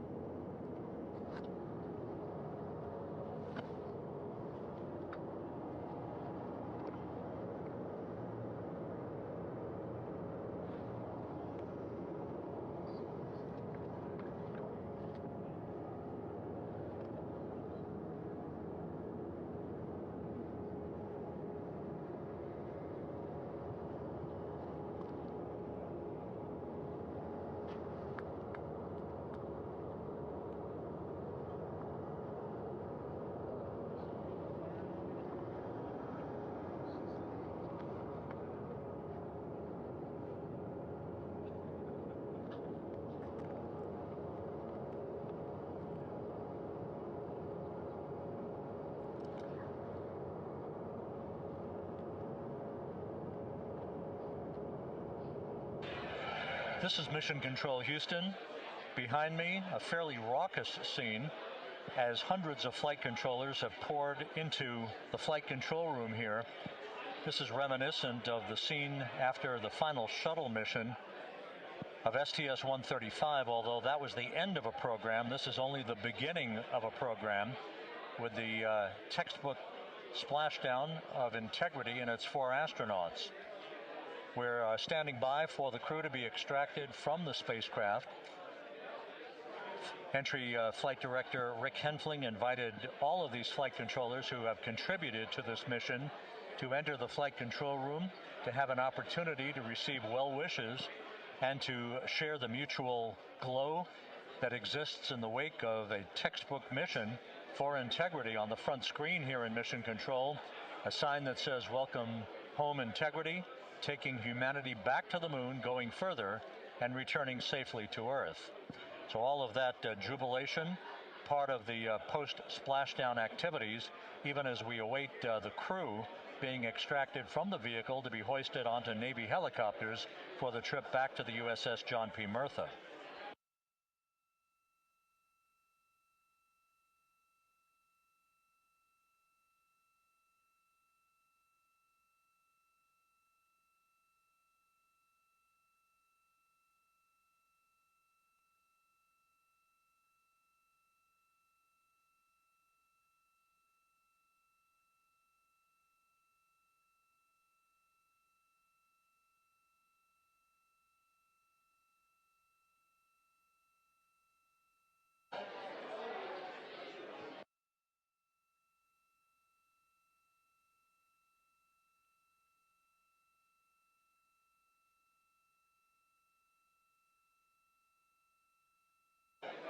Once again here in Mission Control, this view of the Artemis Flight Control Room, known as the White Flight Control Room. This is the old shuttle flight control room, and now is the home of Artemis missions to the moon and beyond. Once again, quite a few flight controllers were invited in by Entry Flight Director Rick Henfling to share in the jubilation following the successful splashdown of Integrity. That splashdown occurring an hour and 22 minutes ago, as we stand by for the completion of the extraction of the crew, and ultimately they're hoisting onto Navy helicopters for a short flight back to the USS John P. Murtha. Splashdown occurred at 7:07 and 27 seconds p.m. Central Time. I had an opportunity to talk to the head of flight dynamics, Jeff Birch, a moment or two ago. He said the trajectory of Integrity coming through the Earth's atmosphere was so precise, they've never seen anything line up on a ground track like today's entry by Integrity for its splashdown southwest of San Diego.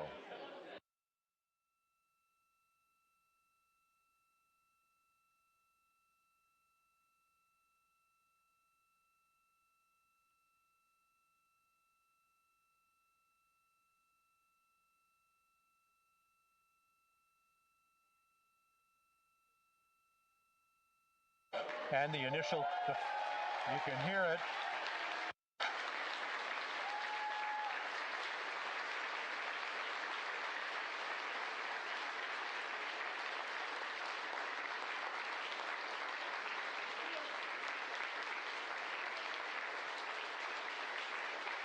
Jubilation here in the flight control room. The first crew member is out of Integrity. О боже, наконец-то! Спустя, блин, сколько у них там прошло?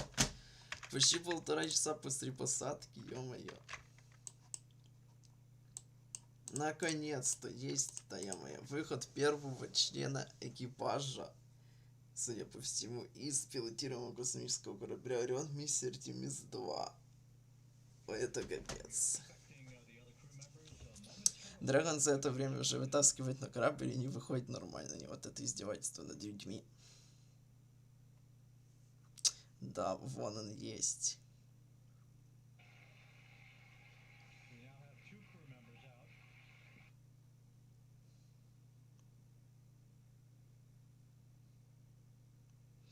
А я напоминаю, что мы смотрим прямую трансляцию возвращения и уже успешного приводнения пилотируемого космического корабля Орион с миссией Artemis-2 с пилотируемого облета Луны. Космический корабль совершил успешное приводнение с 4 членами экипажа сегодня 11 периода 0007 по UTC в акватории Тихого океана. Далее, собственно, был открыт трюк, и вот сейчас наконец-то уже экипаж выходит из космического корабля. Затем космический корабль также будут погружать, собственно, в док авианосца. Там он где-то плавает, большого авианосца, собственно.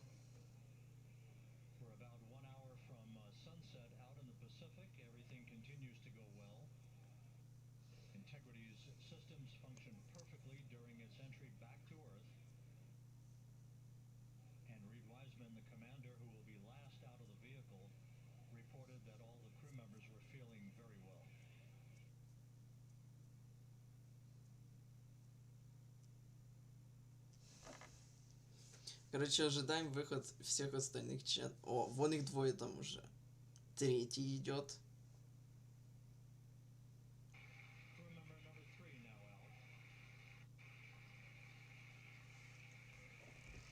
Да, качество такое, что фиг поймешь, кто из кто.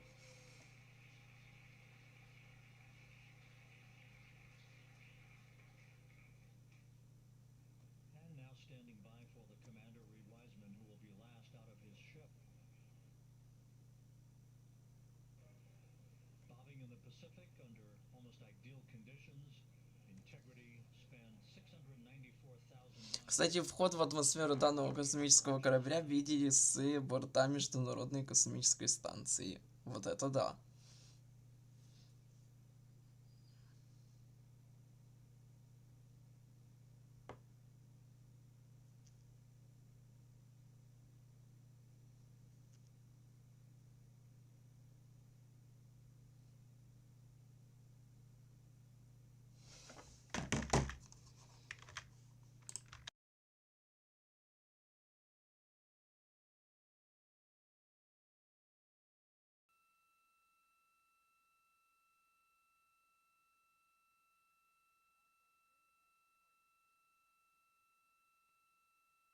And we now have Reid Wiseman out of the vehicle, all 4 crew members now out of Integrity.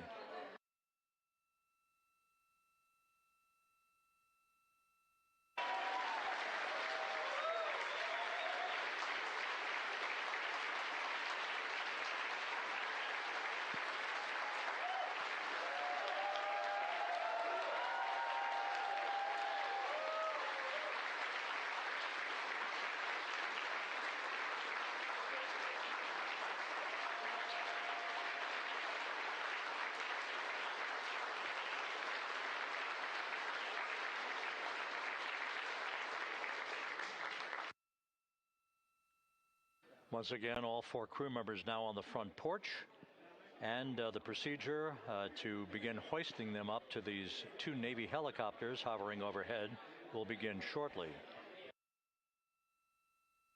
И есть построение 4-й член экипажа космического корабля Орион миссии Artemis-2 с пилотируемого прилета, который совершит посадку в акватории Тихого океана сегодня, 11 апреля в 00:07 по UTC, вышел наконец-то из космического корабля.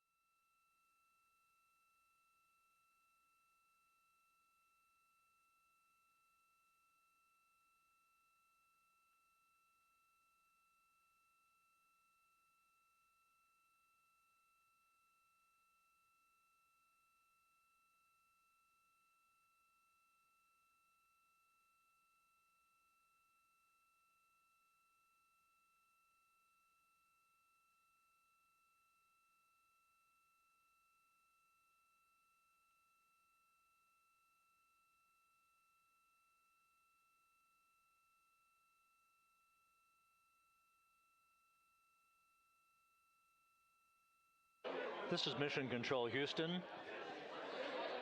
The mission is over, but the melody lingers on as jubilation continues here in the flight control room. We should be expecting NASA's Associate Administrator, Amit Kshatriya, to be joining us shortly for a short interview while the recovery operations continue out in the Pacific. So we'll stand by for that. And then we'll turn it back over to Megan Cruz aboard the USS John P. Murtha.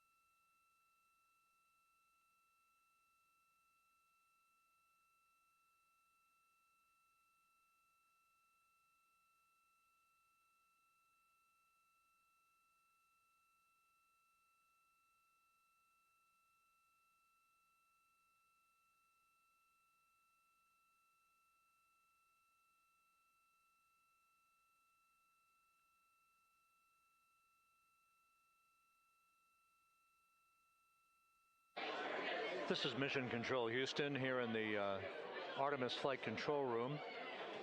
A number of flight controllers basking in the glory of the successful end of this mission that carried 4 astronauts around the moon on a lunar flyby, and the first test flight of Orion with crew members on board. Splashdown occurring an hour and 32 minutes ago after a flawless descent back into the Earth's atmosphere for the vehicle. Its 4 crew members in good shape, simply enjoying their time right now on the front porch, as it were, the inflatable raft alongside of their Integrity spacecraft. We're expecting Amit Kshatriya, the NASA Associate Administrator, to join us here momentarily for a brief interview before we turn it back over to Megan Cruz aboard the USS John P. Murtha, the recovery ship.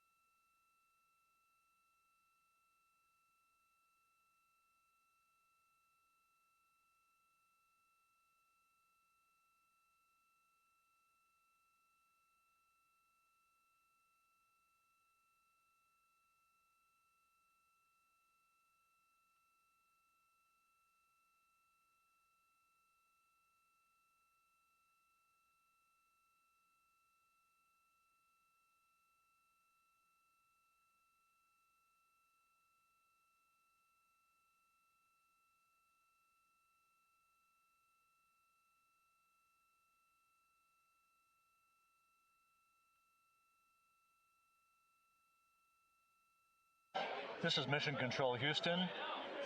We're about an hour and 34 minutes since the textbook splashdown of integrity in the Pacific to bring home our astronauts. And with us now is Amit Kshatriya, the NASA Associate Administrator. Amit, a little bit of history made tonight, a little bit of history made over the past few weeks. Your thoughts as this team here basks in the glow of what they just accomplished? Yeah, Rob, we're here in the control center, and it's kind of overrun with jubilant folks in the Mission Control Houston, as well as engineering, and folks that just want to be here, part of it, as we watch our crew get extracted from the vehicle. And you know, my thought is always about these teams. The team that's in the water right now, pulling the crew out. The team here in Houston that worked so hard over the last 10 days, no sleep to get this done. You know, we still have some work to do to get the crew to the med bay here on the ship. They all look great coming out, so hopefully that won't be too long. You know, I think we saw the administrator on the boat too, giving his thanks to the Navy team on the Mirtha, which they're just an incredible group of sailors. I was able to visit with them a couple weeks ago. And then if you pull it all the way back to the workers and the folks that joined the rocket at Michoud, that made the heat shield tiles that held together tonight, that stacked the vehicle in Florida, that integrated the vehicle in Denver, that fired the engines in Stennis, that fired the boosters in Promontory. I mean, this is the entire team, coming together and being tested by the environment that this machine went through, and they did it right. The work was good. They did it right. You've said in a number of briefings, of course, and in other forums that this is just the first step. The cadence has to step up, as the administrator has indicated. Now, it's a little early for the full report card on how Integrity did, but did this mission ultimately, from your eyes view, exceed expectations? It absolutely did. I mean, I was waiting to talk about this until we were in the water, and I think we still have, again, work to do to bring it in and really kind of go through it bolt by bolt and see what we learned. But I mean, so far, given what we learned during the mission and given how we performed on ascent, on entry, I always think about energy in terms of the states that you worry about the most, and every time we put these machines through these incredibly energetic states, they came through. So I'm fairly confident that we made a big step tonight to get us on the path towards the surface. I think the path to the surface is open now. We do have to do all the work, and we'll make sure we talk about that as cleanly as we can. We learned a few things during the mission, but I have to tell you, this was an incredible test of an incredible machine. From an American psyche standpoint, the Empire State Building was lit up red, white, and blue tonight. Our coverage was seen on baseball stadiums around the major leagues. How captivating was this experience for the American people, for the world, in fact, as we returned to the moon? I have not been able to watch a lot of the coverage as we've progressed through the mission. I will tell you, just from my witness in Florida before launch, and then seeing the people's faces here, and then reading where I can about how things are going. I think this has been a gift to the world from NASA. NASA has given the world a gift, proving to folks all over the place, especially young people, and that to me is what this is really about. Young people, when they see what we can do when we work together, when we have teams that collaborate, that it doesn't matter how hard the problems are, we can solve them. I'm hopeful that Artemis 2, as folks witness what we were able to do with this incredible crew, this incredible team that we've birthed into the world, scientists and engineers and artists that have been inspired by this. And even if they don't come work in the program, which separately they should come work in the program because Lord knows we need the help, but even if they don't want to come work in the program, hopefully they grow up to recognize they can do amazing things when they work together and contribute to society and be good citizens and really change the way, the challenges that are coming in the world are overcomable if we work together like this. And one final question. Flying to the moon, we did it. We've done it again this past week and a half or so. But the engineering that went behind the design of this mission and the precision, the pinpoint precision of this vehicle entering that entry corridor, it's almost mind-boggling. Yeah, it is incredible when you think about the energies involved and the uncertainties involved. That when we inserted the vehicle into orbit, it was 99.2% down the middle. When we dropped the vehicle right on top of the fleet here, our guys knew exactly where to go, but the guidance was perfect. You know, it's interesting. I've got this question a lot over the last few weeks about, you know, we did this before 53 years ago, and you know that. I think, I mean, it is a reasonable thing to contemplate, like what's gone on since then. And what I'd tell you is, you know, when we did Apollo, which again, the more we learn about what they did, the more magical it seems what they were able to accomplish given the technology and the learnings that they had. But when we did Apollo, the architects of Apollo, you know, Gilbert, Seaman, von Braun, Mueller, what they really wanted to do, you know, as they were contemplating what it meant to expand our range of action to the lunar surface, what they wanted to do was learn how to live and work in space for a long time. They wanted to do that first before they were confident they could expand their range of action to the moon. Now, of course, the politics of the time and the mission at the time was different, and so they had to go straight to the moon and bring people home. And then after that, the program kind of lost its momentum. But you know, after that, NASA kept moving along those paths, right? So we recognized during Apollo that reusability was going to be important. We spent a lot of money on those machines, and you know, we spent a lot of money on these machines here. Even though, but we recognized that reusability was important, which is why we built a winged space plane called Space Shuttle, and then we use that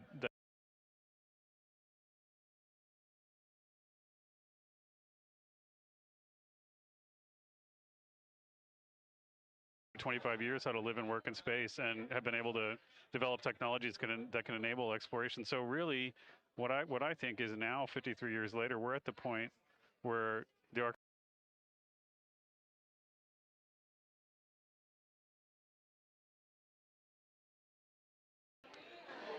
There's a lot of people pleased here tonight, and we really thank you for joining us. Amit Kshatriya, NASA's Associate Administrator, as we begin to hoist the crew onto the helicopters to head back to the recovery ship. Thank you very much, and congratulations, Amit.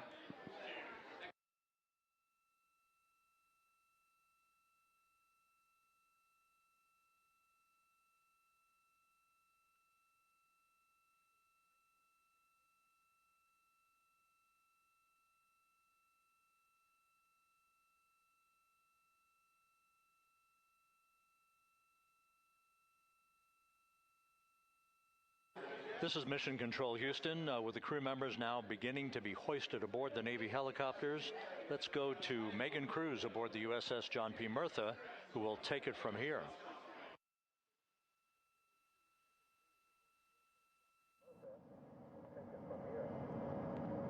Hey, Rob, yeah, back on the bow of the ship here, we are seeing the helicopters circling Orion, the first one there, having just completed picking up the first astronaut. Helo 2 now, hovering just 40 feet above the front porch, lowering a recovery specialist out of the helicopter. That person will touch down in the front porch just there.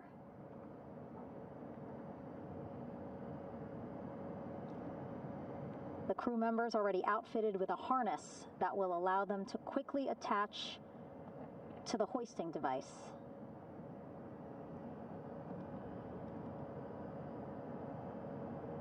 Look at the power of those blades throwing water out at the center there, the front porch, with now 3 astronauts and the recovery specialists. Again, crews already outfitted with a harness vest. And here we go. Second astronaut now off the front porch, getting hoisted вот уже into второго the second астронавта поднимать helicopter. на вертолет, боже. Ну это реально, это никак не называть, кроме как издевательство над людьми. То, что мало того, что их посреди океана тупо с этого маленького корабля вытаскивает на вот этот маленький плот на волнах, так они еще и должны в воздухе подняться, ну, по воздуху оттуда должны подняться на вертолет. Это реально издевательство над людьми, иначе это не назовешь никак. У Дрэгона схема намного лучше. Just want to mention that the President of the United States called our NASA administrator today while he was on the ship, just minutes after we interviewed him live on our coverage, and congratulated him and NASA on this history-making moment tonight.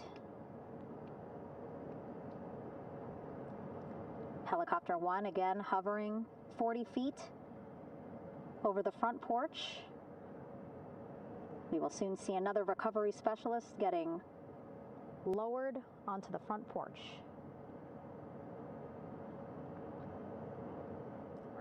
Wow, imagine sitting on that front porch, the wind, the water.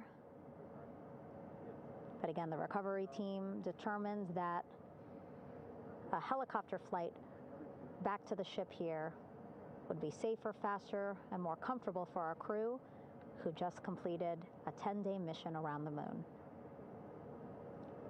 Third astronaut in the air, getting hoisted quickly back into the first helicopter now.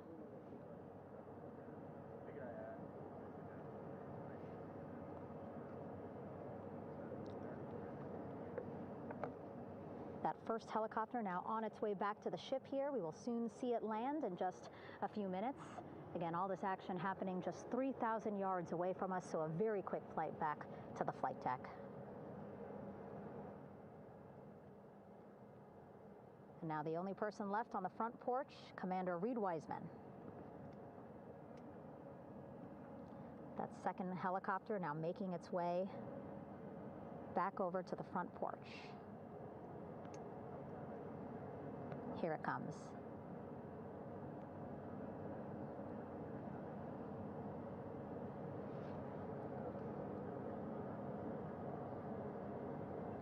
Making its final approach here.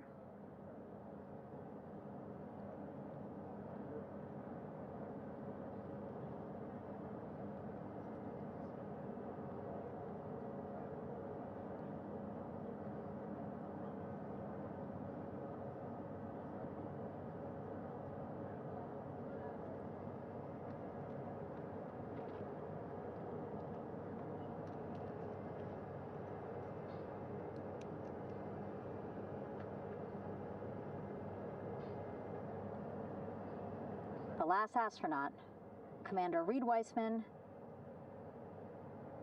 now off the front porch and almost into the second helicopter. Both now on their way back to the ship where we are, the USS John P. Murtha, just west of San Diego in the Pacific Ocean.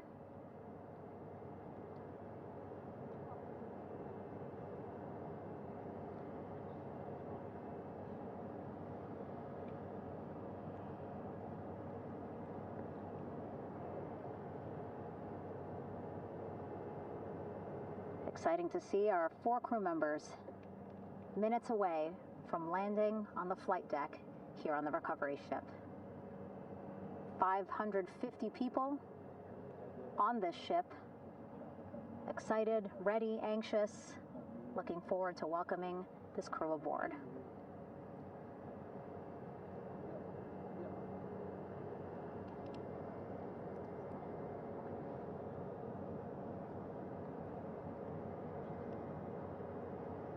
Watching them now with our own eyes. Close to the ship here. Hearing them begin to hover on the flight deck, which is just across from us, here on the bow.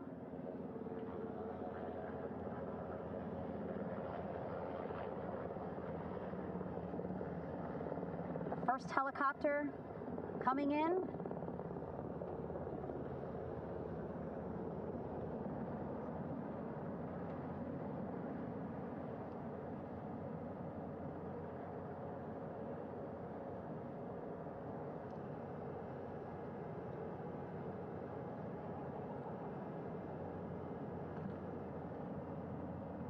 And wheels down.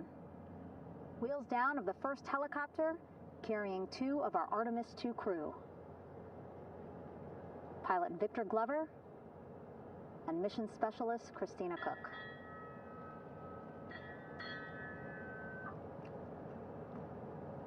Kilo 1 on deck reported on the recovery loop. Again, the mission audio loops that the recovery team are using here to communicate with one another. And an announcement just made on the ship, integrity incoming. 2 more helicopters on their way to the flight deck, one carrying the crew, the other, one of our imagery helicopters, Again, kudos to our imagery and aerial teams for giving us these beautiful views of history in the making. Set amid a gorgeous, soon-to-be sunset here in the Pacific Ocean.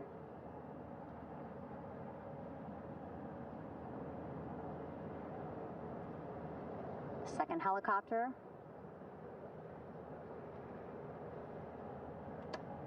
making its approach of the flight deck.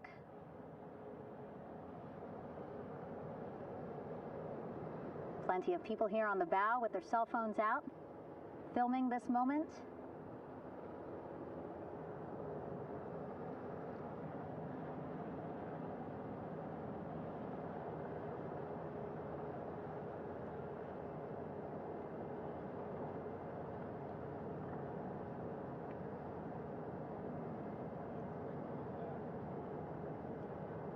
Some impressive flying here by the Navy, as we are seconds away from wheels down. And there you go. We now have all 4 Artemis 2 crew members on the USS John P. Murtha.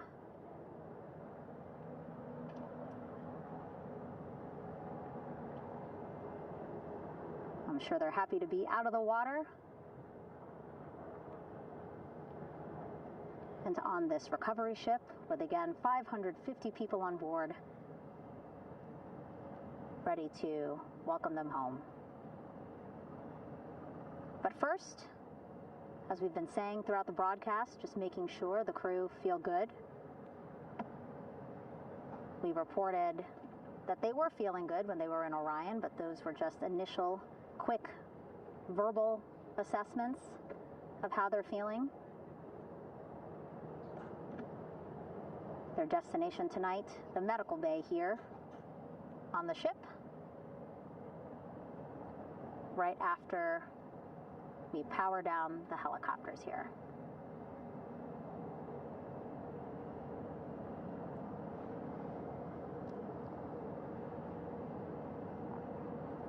The team on the flight deck working quickly but methodically.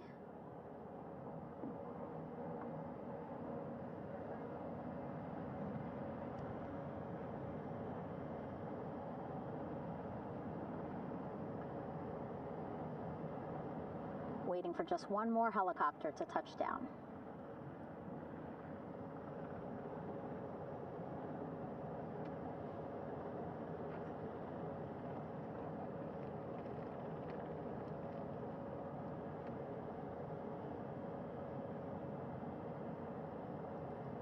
Very limited personnel here on the flight deck. Restricted maneuvering doctrine is in effect. As that third helicopter touches down.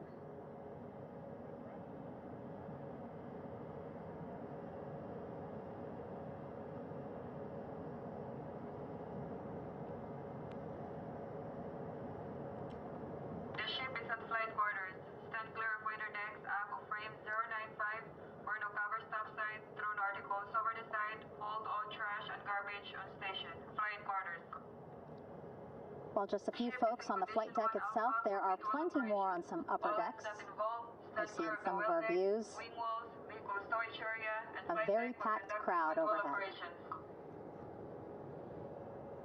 Announcements being made over the ship's loudspeaker system, reminding folks to stay clear of operational areas like the flight deck, so that teams can work quickly to get the crew off of the helicopters and into the medical bay.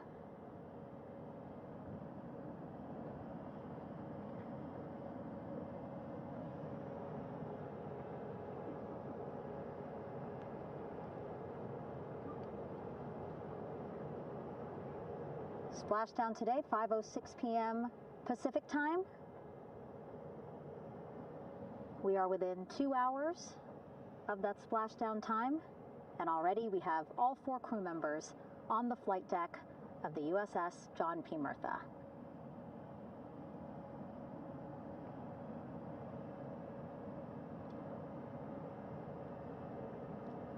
Again, crew waiting before getting out for the helicopters to completely shut down.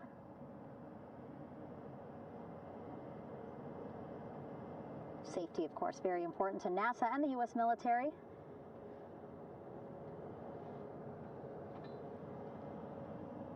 So we'll wait just a couple of minutes here before we start seeing crew members walk off the helicopters one by one.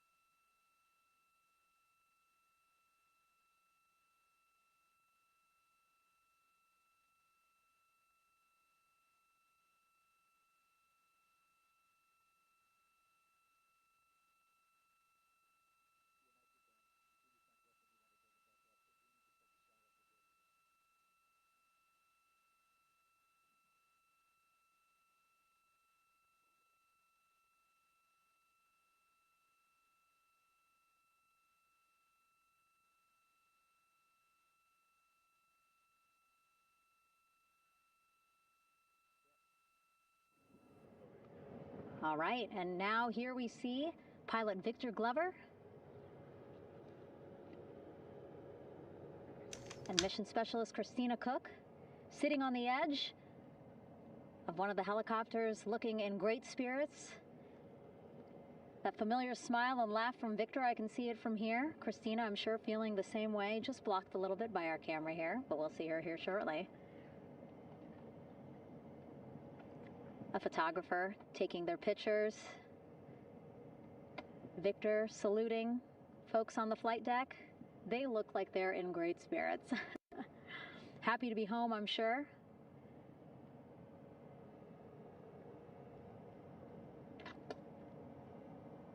If you're sitting at home, I hope you too are wondering, what would you want to ask them if you got a chance to talk to them? Because that is what I'm thinking about. Getting the opportunity to talk to or ask questions of these 4 astronauts who just made history as the first crew to return to the moon since 1972.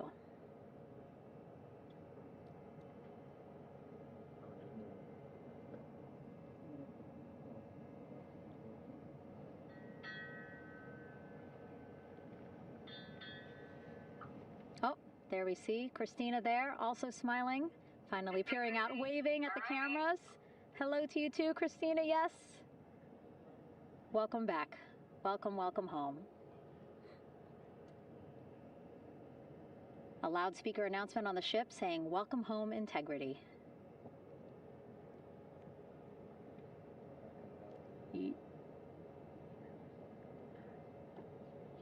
Victor in great spirits. I can't see who he's talking to, but I kind of think that he might be talking to his other 2 crew members. Shouting from across the flight deck, congratulations to one another.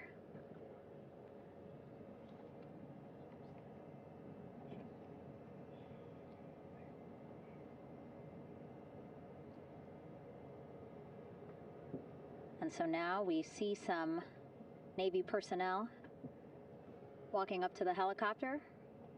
This is again the first helicopter carrying pilot Victor Glover and mission specialist Christina Koch. Both have taken off their helmets now.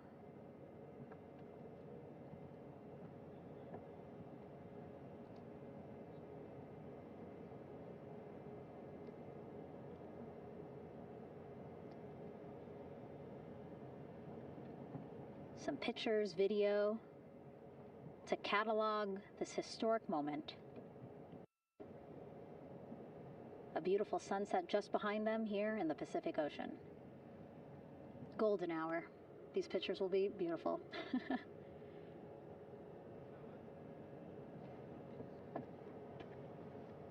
Now we see NASA Administrator Jared Isaacman. He is on the flight deck, as well as Flight Surgeon Rick Schuring walking over to Victor and Christina first. We saw the Administrator walk over to the other helicopter, which is carrying Commander Reid Wiseman and Mission Specialist Jeremy Hansen. We heard from Rick earlier in the broadcast. Again, he said he's going to be out there on the flight deck to do another initial assessment of the crew, ask them how they're feeling, anything bothering them. But again, from what I'm seeing, they look like they're in great spirits and feeling pretty good for folks who just traveled 695,000 miles from Florida to the moon and now here to the Pacific Ocean.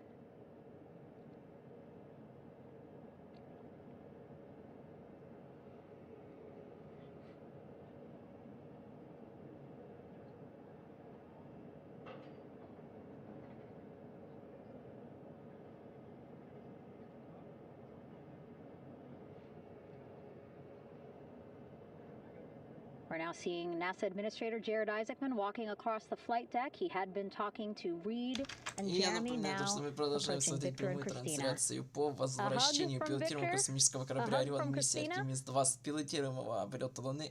Космический корабль «Орион» совершил успешное приводнение в акватории Тихого океана сегодня 11 апреля в 00:07 по EDC, после чего экипаж вылез на китовый на плот из корабля, после чего их на вертолете доставили, собственно, уже на специальный авианосец, который находился в районе приводнения космического корабля. Собственно, вот экипаж, есть все 4 человека.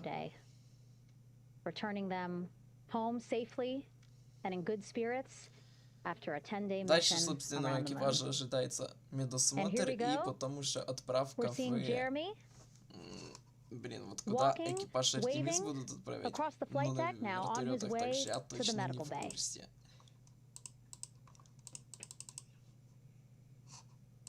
It's a short walk, less than a minute. А сам, собственно, пилотируемый космический корабль «Орион» будут загружать уже затем в док также этого авианосца. Но, судя по всему, это будет очень небыстрый процесс. Я не помню, сколько на Артемиде первый грузили. Но, блин, учитывая, что тут только экипаж на корабле оказался почти через 2 часа, то корабль не могут грузить все сутки, блин. From Victor, Christina to Scott. Again, a gorgeous sunset, setting the stage for this recovery tonight.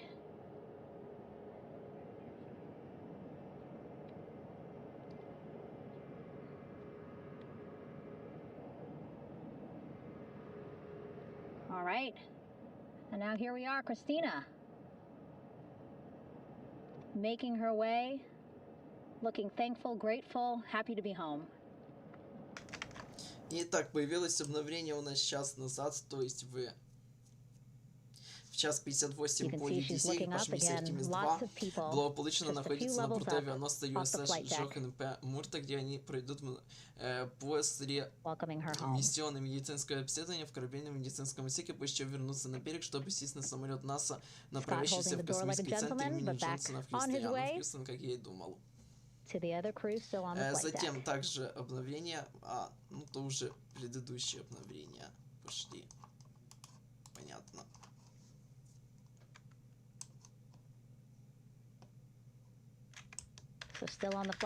Пресс-конференция также будет у нас, получается, через 18 минут. В числе участников заместитель администратора НАСА, исполняющий обязанности заместителя администратора управления по разработке исследовательских систем, руководитель первого полета на борту космического корабля Artemis-2, руководитель программы «Орион», руководитель программы наземных разведывательных систем. NASA Administrator applauding. Victor applauding. for all the folks on the ship with him who played a role in their safe return today.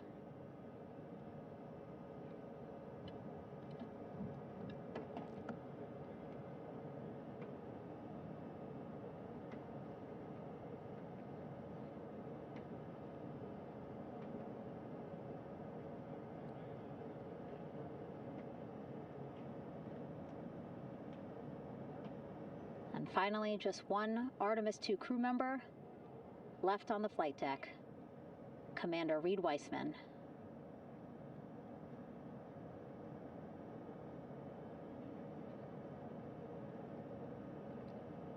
Applause from the group there on the flight deck, I'm sure, as well as on the level just above them, packed with people. Reid looking good as he takes his steps towards the medical bay.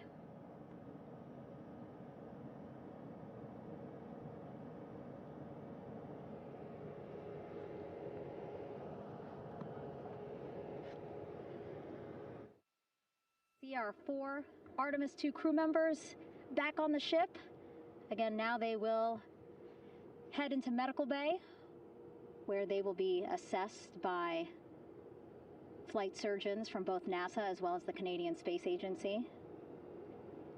A more in-depth assessment. When they get to medical bay, they will each have their own nurse. They will be helped out of their suits.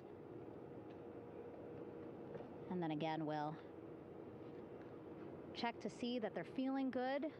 Make sure it's not just adrenaline, but that they are feeling good from their long journey back from the moon. Beautiful shot of that sunset, illuminating our flight deck.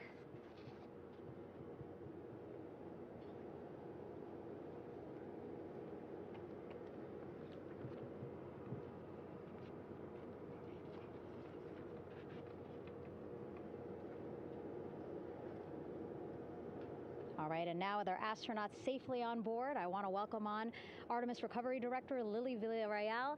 Lily, I don't know how you must be feeling right now. Ecstatic, relieved? So ecstatic, relieved. Of course, we still have to bring the capsule into the well deck of the ship, but this is a major milestone to have the crew here on the ship and in medbay. You know, our team has been preparing and working really hard, and I'm just so proud of them all.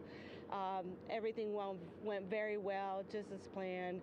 Our teammates in Houston, the flight control team was just amazing. We were able to have great conversations and communications about everything. And I don't know what else to say. I'm just so ecstatic. It's such a wonderful feeling to get to this point.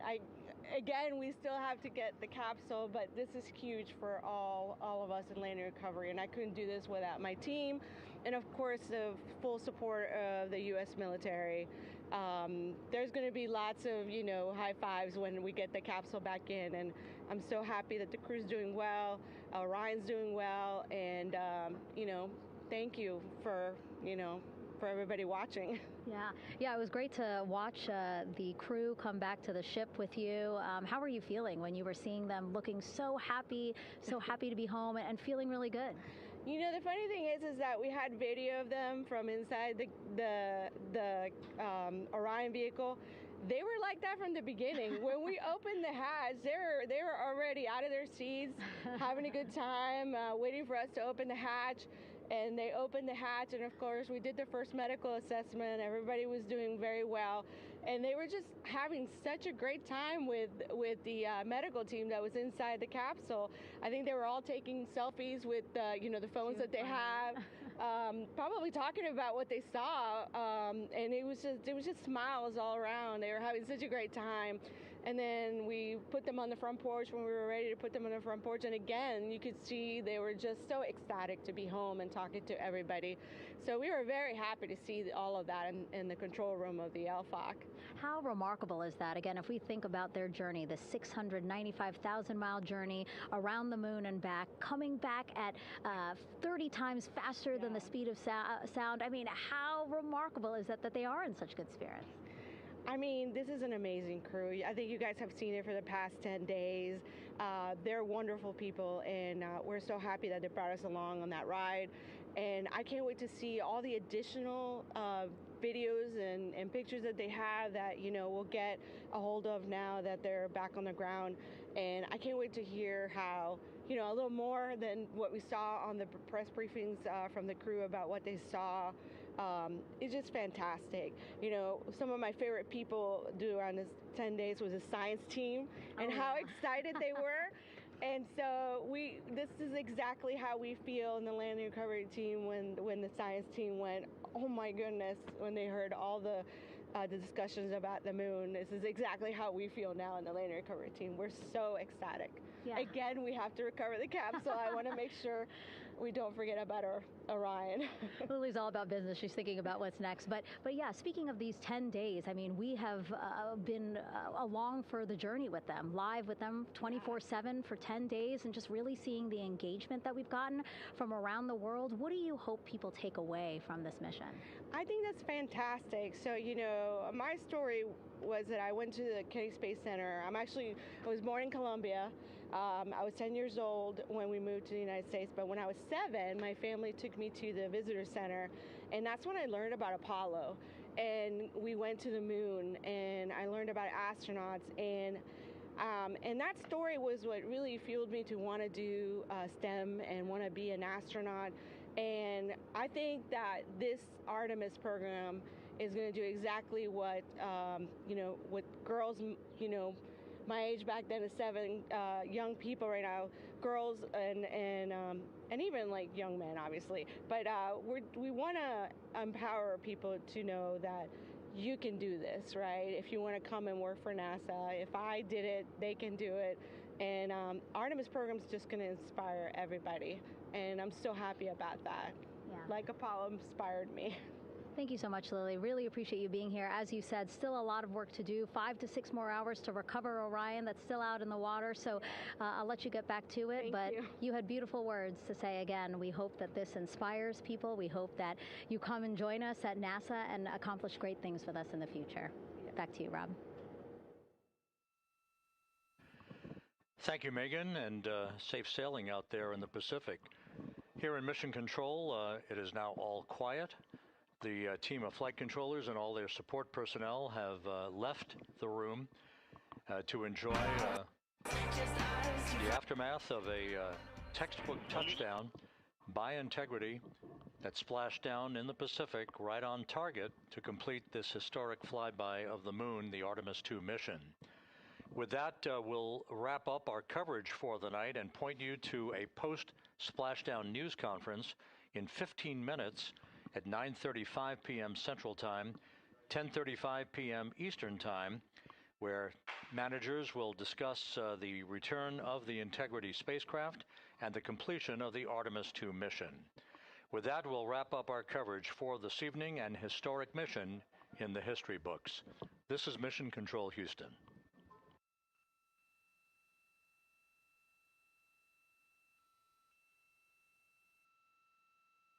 Main chute deploy. And we have 3 good main chutes. Houston Integrity, splashdown, sending post-landing command now. Splashdown confirmed. Copy splashdown, waiting on VLDR. Splashdown confirmed at 7:07 p.m. Central Time, 5:07 p.m. Pacific Time.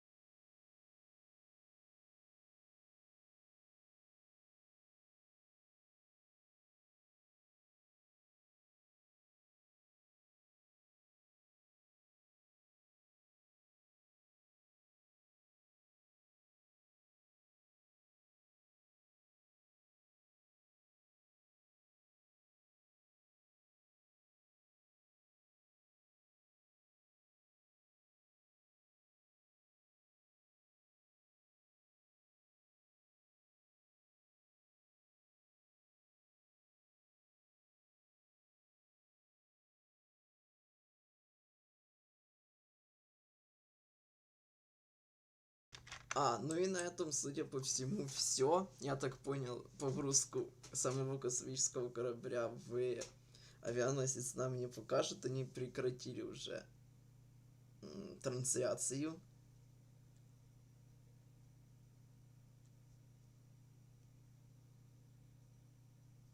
Да, больше никаких трансляций, понятное дело, там не может быть. Так что на этом все. Спасибо всем за просмотр. Также, что еще хочется сказать, ладно, то на другом стриме. Кстати, где через... Сколько там получается? Через 12 минут будет стрим конференции, пресс-конференции по этой миссии. Можно еще его включить. Как бы, почему бы и нет.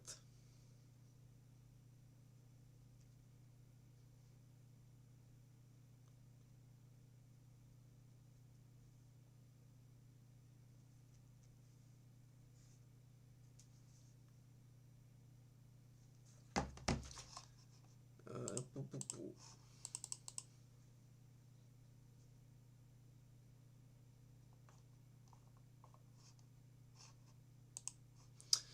Так вот, да, минимум через сутки после времени приводнения сделаю стрим обсуждения всего полета Artemis-2, всей в целом миссии, также то, что когда будет там Artemis-3, про Artemis-3, как вот она может выглядеть, и дальше, что там будет по в целом программе Артемида.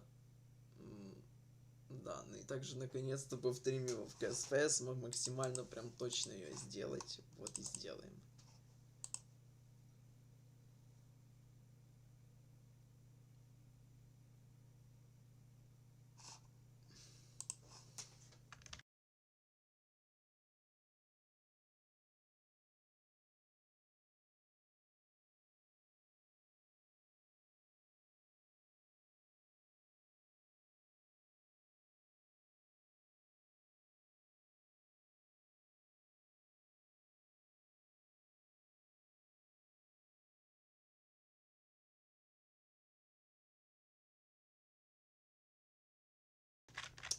Хотя я не думаю, что есть смысл на самом деле смотреть ту пресс-конференцию, потому что, кстати, экипаж корабля там не был включен, экипаж сейчас же, идет на на медосмотр, потом они уже полетят, собственно, на вертолетах на берег, оттуда уже в Хьюстон на самолетах.